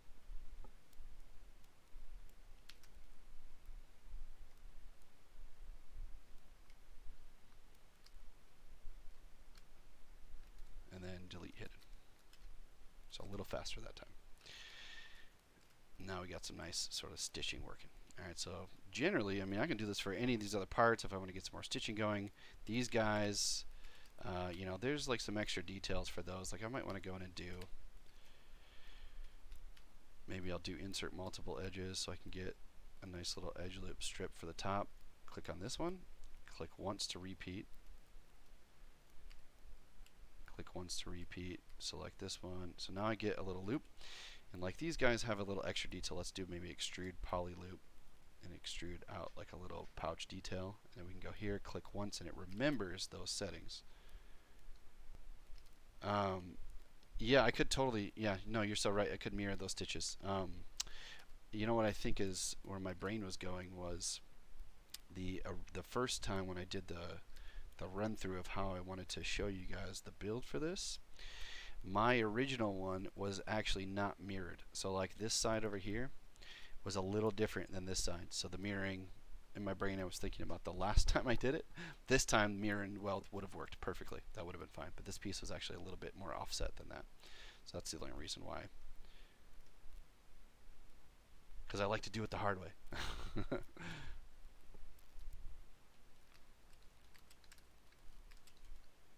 So now when I smooth it out, like I get a little detail, which like maybe that's just a little too much though.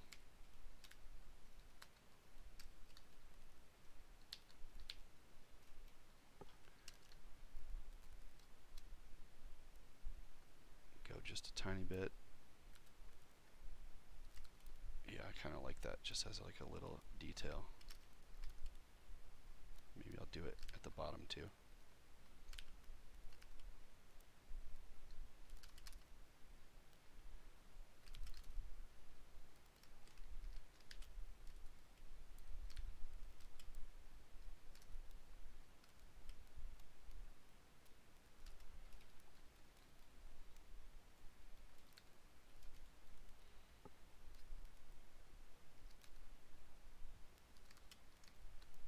can you create an instance of just one of these bullets and have it applied to all the other pieces?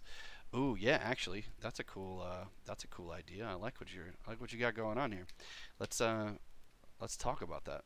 So if we go brush, let's go delete each one of these other ones. So if we have, like, these guys are merged, so it's just a single object right now, and this is where array mesh comes in. So we could turn on array mesh. So if you click this thing, it's basically taking the instance part, and then we can transpose or translate these parts into direction. So I'm going to turn on lock position and size to lock the scale and the position of this piece. Now if you go to repeat and you just click it 5 times, if you at the bottom you get offsets. So if you do offset in X, it basically takes it and transfers it or translates it in that space. So if I do X and Y, it's going to go in 2 axes, X and Y space. And so it's moving here and moving here. So you can do X, Y, and Z, and then you're combining. So in a linear sort of fashion, this isn't going to help us, but if we do this a different way, so what I like to do is let's go do repeat of 2, and instead of doing X, Y, and Z, if you turn on, so I'll go back here, if you turn on repeat, it's doing 2, an instance, basically there's 2 total, so the original, and then the repeat would be the second one. And so it's not moving in X and Y or Z space at this time, so we want to move it. Now, I don't like using sliders. That to me is just too, I don't know, if you want to do it like, in this case, we want it to go around in a sort of like manual sort of fashion. So if we tell this thing to use transpose, what this does is when you turn on gizmo, so you click move, transpose exists when you click the gizmo button, you turn it off, it goes back to this little transpose tool. So if you remember this thing, this is really old school ZBrush before we had the gizmo. If you click and drag with move turned on, you click and drag in the middle, that moves the object. So the middle circle allows you to move it in camera X and Y space. So if I undo, let's go to the top view, holding shift. You can bring this thing out while holding shift a little bit more. So grab the outer circle, you can reposition, or click the X, Y, and Z to kind of give yourself some space. So we just need to see the middle circle when it's highlighted in white, and you can move this thing in space. So I'm just going to set up the instance here. Now, in this case, if I only have, like, if I do, say, 3, if I increase, it's basically you're dictating the path by moving it, and then the repeat is traveling along that path. So you're using transpose move to tell it where to go. But in this case, I want to do just 1 instance here, and then maybe 2 more over here. So we'll leave it on 2, and in this case, we're going to do something called a chain. So forgive me, it's been a minute since I've done this. Let's do insert new, and we'll do move.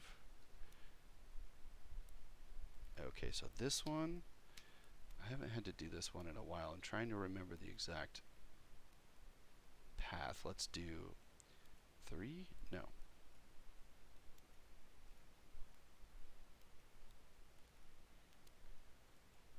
So we get a single. If you append a chain, here we go. So then this one, we can basically take this guy, go back to gizmo. Wait, no.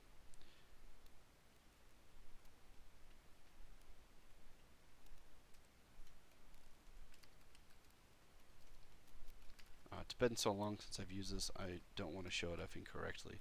But we could easily, like, okay, so we get this, and you could do simply just another, like this single instance, we could at least, let's just show it off here. And I can answer this for you guys later.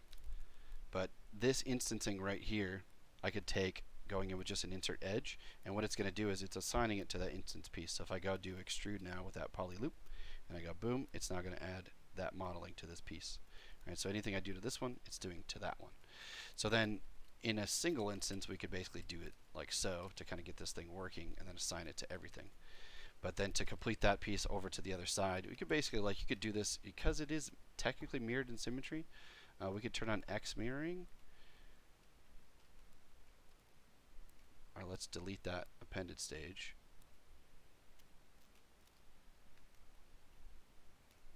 Turn off X mirroring. Take it like this, and there we go.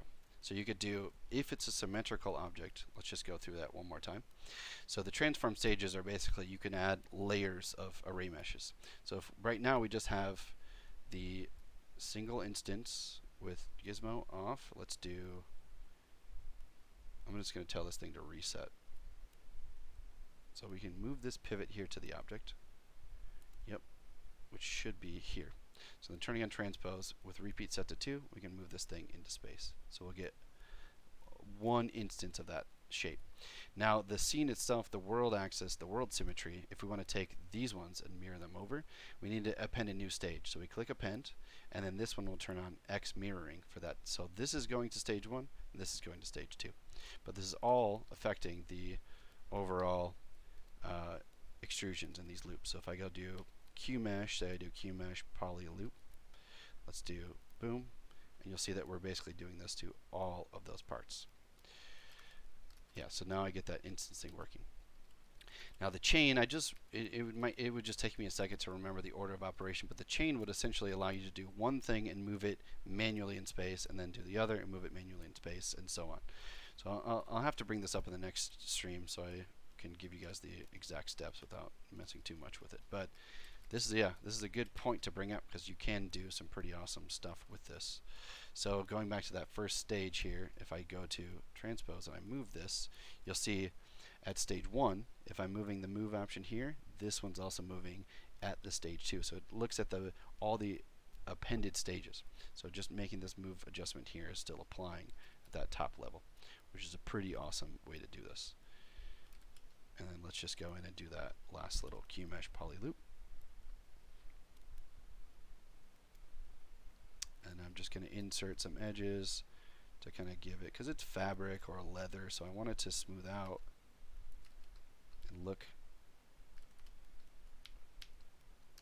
have a little bit more detail, but not too many edges to frame that.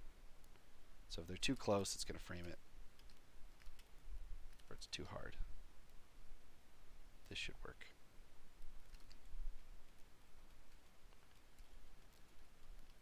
And boom. Yeah, my pleasure, comics. Glad we were able to get through at least part of that. So we got some stuff going. Now, last thing I'll say with array mesh is once you're done, if you turn array mesh off, this is an instancing, right? So it's not actually generating the piece. So the active point count is 770, which is just this part. Turning it on, this active point count doesn't change until we click make mesh. So once you click make, you're going to see this thing jump up, and it goes up to, you know, basically multiplying that by 4. Now you get all those parts in a subtool. Alright, so it's 2 o'clock. Just to get through this last little bit, because I wanted to at least complete the build process of this. I guess we won't have time to do the slicing. I'll have to do that in the 4th day build, the final stream for this.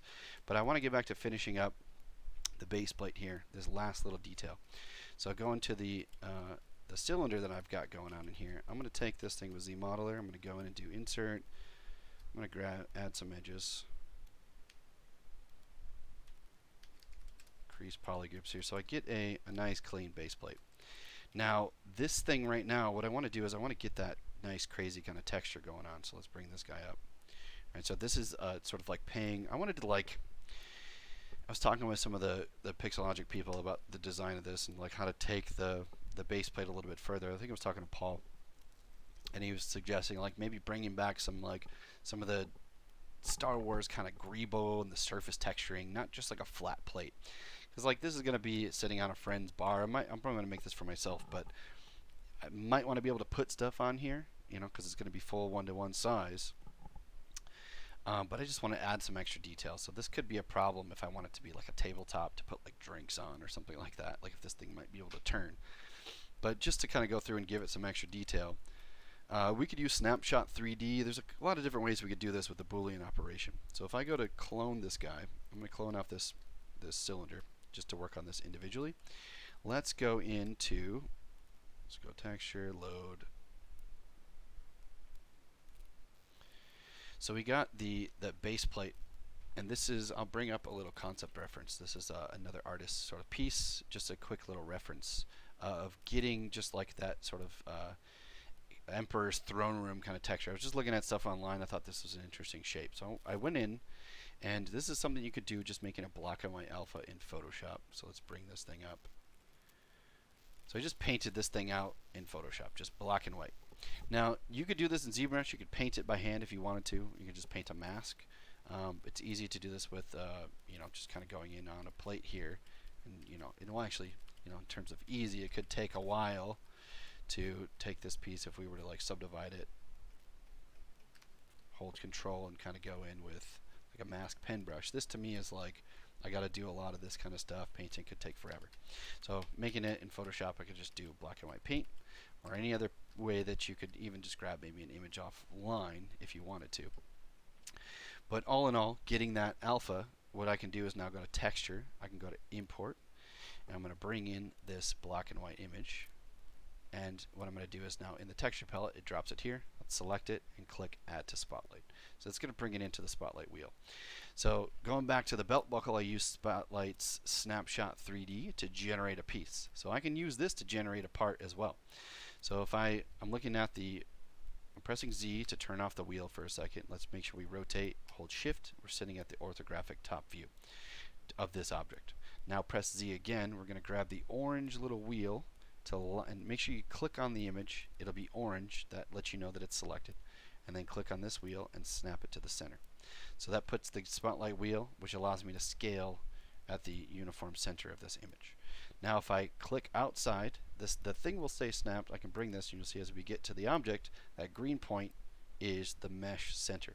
So I'm aligning this here to the mesh center. And then if I scale this thing up or down, if I click Snapshot 3D, it's going to generate a three-dimensional piece from that object. So then I'm getting this thing, basically a new subtool from this. Now let's delete that one real quick, and we'll set this up, turning live booleans on. If this is my top subtool, let's line this thing up. Let's go turn on gizmo, or turn on spotlight, so press Z, realign this thing, scale it to where you want it. And if we hold Alt and click Snapshot 3D, this is going to make a subtractive subtool. So it generates it, turns the subtraction option on, and it punches all the way through the object. So what it does, as I mentioned earlier, is it makes the object itself the same Z depth or the camera depth as the subtool that that's currently selected or currently above the object. So it made it exactly the same sort of thickness or distance as this piece, which cuts out and makes a hole. But then if we turn on gizmo, so let's press W, I'm going to turn the gizmo icon back on, Alt click to go to unmasked, and then make sure it's refreshed. I'm just going to bring this thing up, and now we can use this to kind of go in and start to get a little subtraction. Now, so you're getting a cool little like window sort of piece here. Now we could take this thing, we could maybe like shrink it down a little bit if you wanted to like do some extra little details around that piece maybe. And then one thing I like to do is like, you could take these parts here. So I'm just soloing back and forth between them. If I solo it, what I'm going to do is go back and maybe you could do the geometry, the crease technique I showed you guys with the belt buckle. Hold control and click and drag on bevel. And you can add just a slight little bevel profile around those pieces.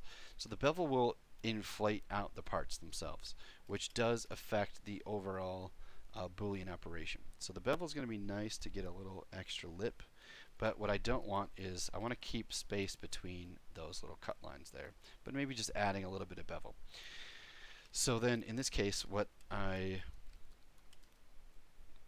Dougie's just saying, shouldn't the base plate just be the pixel logo? I mean, yeah, we could do that, but I mean, to keep it in line with Star Wars, I mean, yeah, sure, we can, I could bring in the ZBrush logo real quick. Let's finish this one and I'll dump it in for the final. And thanks for the compliment, Dougie. Oh, you know what? This is a perfect opportunity for my thank you gif, as Bill Murray would say. Thank you. So then what I'm running into is the inflate of this piece here. If I go in and I do control, click and drag this bevel width, it inflates those parts together. So I want to get a little bit of both. So no ZBrush today, no Z Star Wars. Oh, sorry, Comics, you got a question. Recommend doing UVs on the one object before accepting the array mesh so that it applies to all instances. So the UVs in array mesh instancing, that's not necessarily going to always retain it. So in that case, like, you would have to auto UV those parts and pieces. So in this, as of right now, I'm fairly certain that the array mesh isn't going to keep the UV instancing, or the UVs for the object itself. So you'd have to go through and re-UV those in a different way. So I would keep polygroups and then UV it all together with like UV master. That'd be the way to go. So if I go to deformation and I do polish by features, if I open up this circle and click and drag, it's going to also shrink these borders and basically create a little bit more space between them, which could make it easier to kind of go in and do control and add a little bit of bevel width, right? Or I might have to modify that image. But as a whole, like, I can just leave this thing as is, and it's a nice little cut line. And you'll get some decent little details here. So then to make this Boolean, let's go subtool. Actually, we could do, let's do insert a cylinder real quick.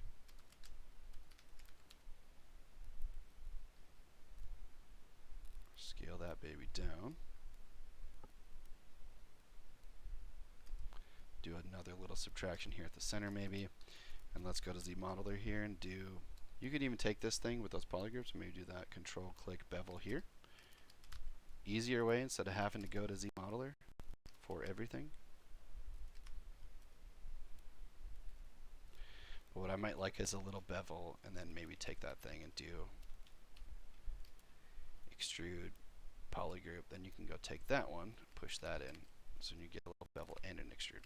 You know, things like that you can play around with if you want. Now in this case, this actually won't make a difference because that the stand itself is going to sit right there in the middle. So then let's just take this guy. Let's go to Boolean. I'm going to turn dynamic on because I'm using dynamic for the plate. Let's do make Boolean mesh. So we're going to generate this piece.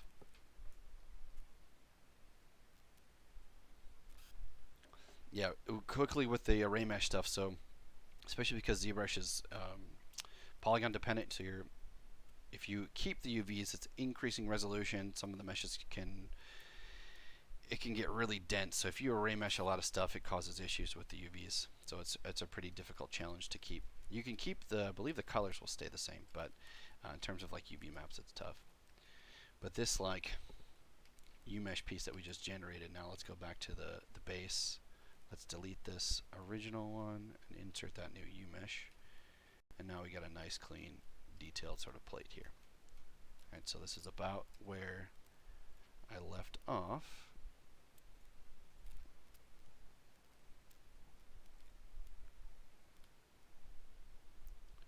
Yeah, so that's pretty much all the parts and pieces that I needed to make. So then everything else is really just going to be about the output for slicing and scale, figuring out the right scale position. So I could turn on transpose all. Little tip you can do is control shift drag to make a selection, which will grab all the parts, but I don't want to do the helmet, so control shift click that, which will unselect it. So now I can go in here and maybe scale this up a little bit, like if I want that to just be a little bit larger. And the helmet's got to sit on that thing, so you'll see the pipe is kind of protruding through. So that's okay in this case. I can use just a Boolean operation to clean that up, or kind of go in and, you know, mess around with that. But in a nutshell, this is pretty much the basis of everything. Everything else I would do, I just need to go in and maybe add leather surfacing with like surface noise, right? So turning on surface noise. Even if I just go in and do like a little bit of noise scale, right? You'll get some kind of texture to it. But I would probably want to go in and do UVs. So let's do maybe this plus this.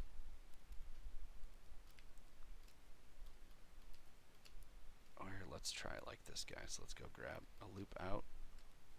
Control Shift P to auto group.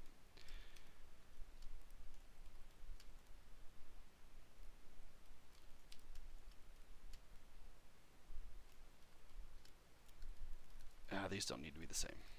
I just want this one.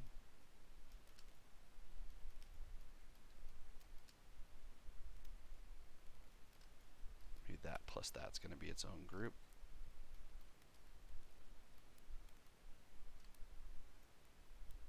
And this plus this will be its own group.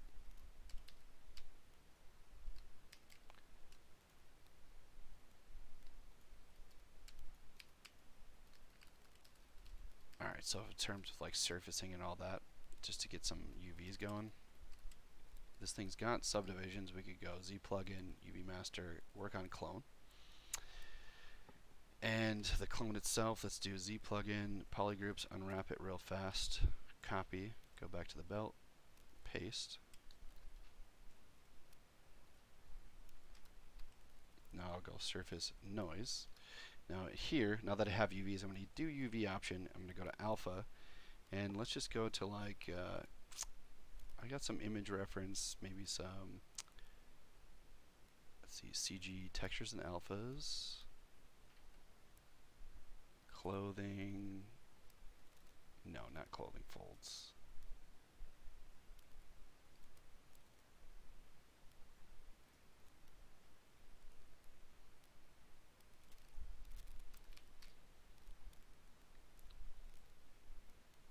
Here's like a leather. I don't know if this is going to be a good alpha for this. Let's maybe bump up the strength. Oh yeah, this one's real nice. This is probably exactly what I want. Now we can bump up that strength. Now that in itself, we'll have to figure out the tolerance for the prints to kind of come through on this. But as a whole, okay, so like one thing you'll notice here is like, if you're going to do this process, doing UVs and surface textures, you'll see like the pattern itself is kind of running into some smoothing issues with those UVs. So if you go down to the lowest subdivision level and we do turn on smooth UV and then let's go back up, you'll start to get a little bit of smoothing and blending between that alpha. So it helps tidy up some of those weird projections that were happening from that UV projection. So then boom, I get a nice clean alpha texture, which for the prints, you know, surface noise is great because if I go in here, I really want that to show out in the print, which is going to need some pretty high res details. So I need this strength to probably push this thing out a lot more. And let's subdivide up, click apply to mesh. So that's not going to keep those details at 500, so 1,000. So let's go up maybe into the millions, a couple million. Surface, click apply. This should hold most of it. And with that strength bumped out, I might undo it, go back here, put that strength out maybe just a little bit more. Boom. And really push that out so the printer's going to be able to really punch in those details, right? So this is a pretty, it's a pretty good rule of thumb if you're dealing with printing, is like any little bit of details of, you know, any extrusions or cuts in the surface. If it's going to be 1-to-1 scale, this should come out really nice. If it's going to be smaller, you might have to scale up those textures and bump it in or push it out even more for that stuff to accentuate and come out in a print or a prototyping situation. But I'll have to do some experimenting and figure out what the scale is going to be. So for this, again, surface noise is great. I would recommend not applying this. Like, I'm going to keep this in preview, so that way I always have a version of this that's in a lower res state. So that way I can come back to it. If I need to change it, you know, do some prototyping and figure out the right distance, I'll keep it in a previewable state.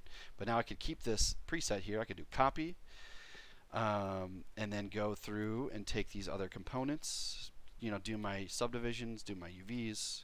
You know, I'd like to do a quick group by normal situation, and just do, you know, or just do simple polygroups and unwrap, and you can go through and start bumping that stuff out. So like this piece, you know, that in itself, making this part, last thing I'll say is like any piece that I have that's not clean subdivisions, like this Dynamesh part, what I got to do is I'm probably going to make a copy of this guy. I'll take this one here with no symmetry, and I'll just do a little ZBrush on the object. Comic Legends, very inspiring. I love it. Thank you so much. This calls for a Peter Pan reference. This is what I always think of in my brain when something's going well. Kyle from Pixelogic will appreciate this gift. Okay, so a ZBrush is going to give me a nice clean low piece, right? Now, what it does though is it loses those stitches. So if I add some subdivisions, go up a little bit higher res, this original one, the Dynamesh one, I'm going to project now onto this guy. So I'm just only showing these two subtools, selecting the new piece. Let's do project, project all. Just bring that Dynamesh one back into this guy. That way I can have high res and low res details, and I can do UVs on a piece that has low subdivisions, right? So I got high stuff, low stuff. Let's delete it.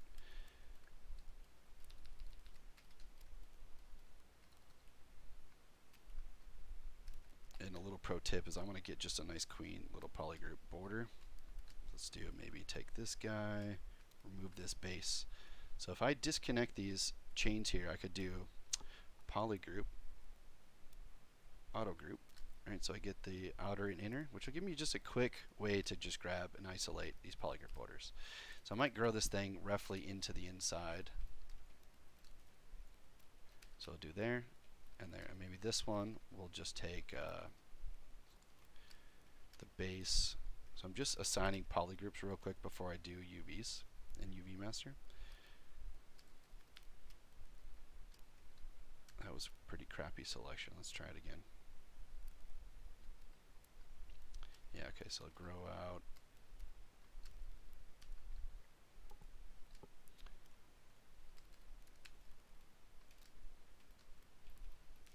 I really only care about the exterior surface for the most part. This kind of texture is going to work just fine with the surface noise, but let's go work on clone. Unwrap with polygroups. I'm just going to trust that it's good. Take this guy. Oh, and I could have, one thing I could have done was, with the projection, when I ZRemeshed the Dynamesh one, I already deleted it, but I could have used the keep group option again to keep those polygroups to do UV groups shells. So just FYI, that's something I didn't really, kind of just quickly ran through that. But so the thing, let's make sure we copy these guys, go back here, we'll do paste, get those subdivs going, and let's go surface noise, turn that on. Actually, let's go back to Matcat Pearl. Edit, click paste. We got those from the other one. And now here we can go up with alpha. Maybe reduce that projection a little bit. Maybe it's a little too strong. Right, and let's turn everything back on.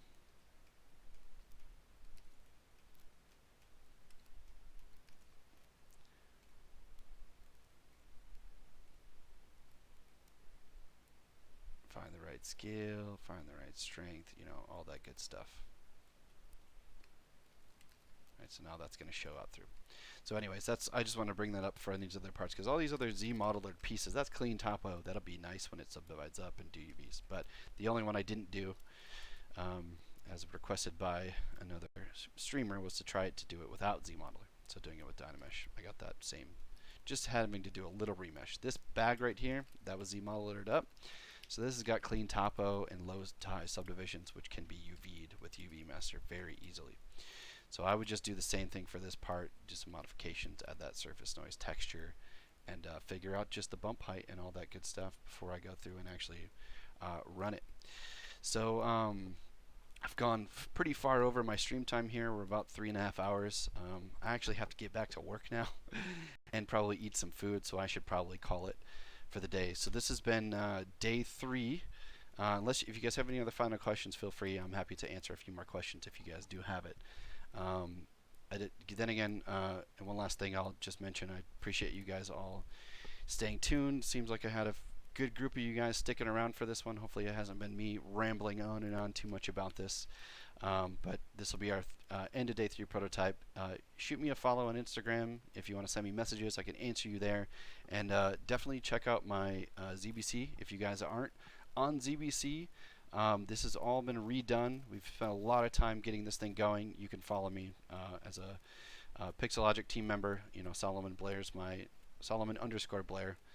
Make an account. I'm going to be posting all my stuff. Like we're actually, all of us are going to get more involved with ZBC for the rest of this year, and it's a great resource for education. Like I've done a lot of PDF breakdowns for previous projects here. I'm also going to break down some of this stuff. Any of my custom UI things are there as well. So like I haven't updated a lot of my artwork on here, but I'm going to be putting a lot of stuff from the old ZBC back on here, including this project and a ton more. So this will be the 3rd out of 4 final streams. Next week, or a couple weeks, what I'm going to do, just to preface for you guys, is this is when I'm going to start going in to do the slicing and getting into doing the actual keying of these objects and getting these parts working. Because this to me is it's a lesser known thing about ZBrush, and live booleans is a really, really great way to do it, and then doing the final scale output.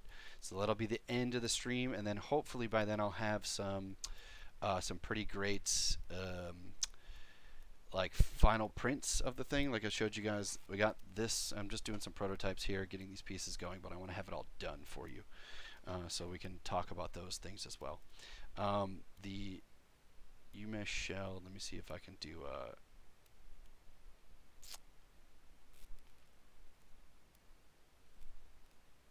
Trying to think if I have the actual keyed part. Oh, you know what? I think it's in here. Let's see this one. Yeah, boom. All right, so that's getting into like this stuff, right? Setting up the keys, getting this stuff, like sort of talking about the engineering and re-engineering of these parts to be able to go in and make this stuff sort of Avengers reassemble. You know what I mean? So anyways, thank you all for sticking around. And yeah, Dougie, thanks, man. I really appreciate it. Have a great weekend to you as well. Stefano, thank you so much. Thanks, everybody. I appreciate you guys sticking around. And I'll see you in a couple weeks. So again, twice a month I'll be going on. So more of this stuff to come, and we'll bring back ZBrush mashups after this next stream. So everybody take care. Have a great week. I'll see you all next time.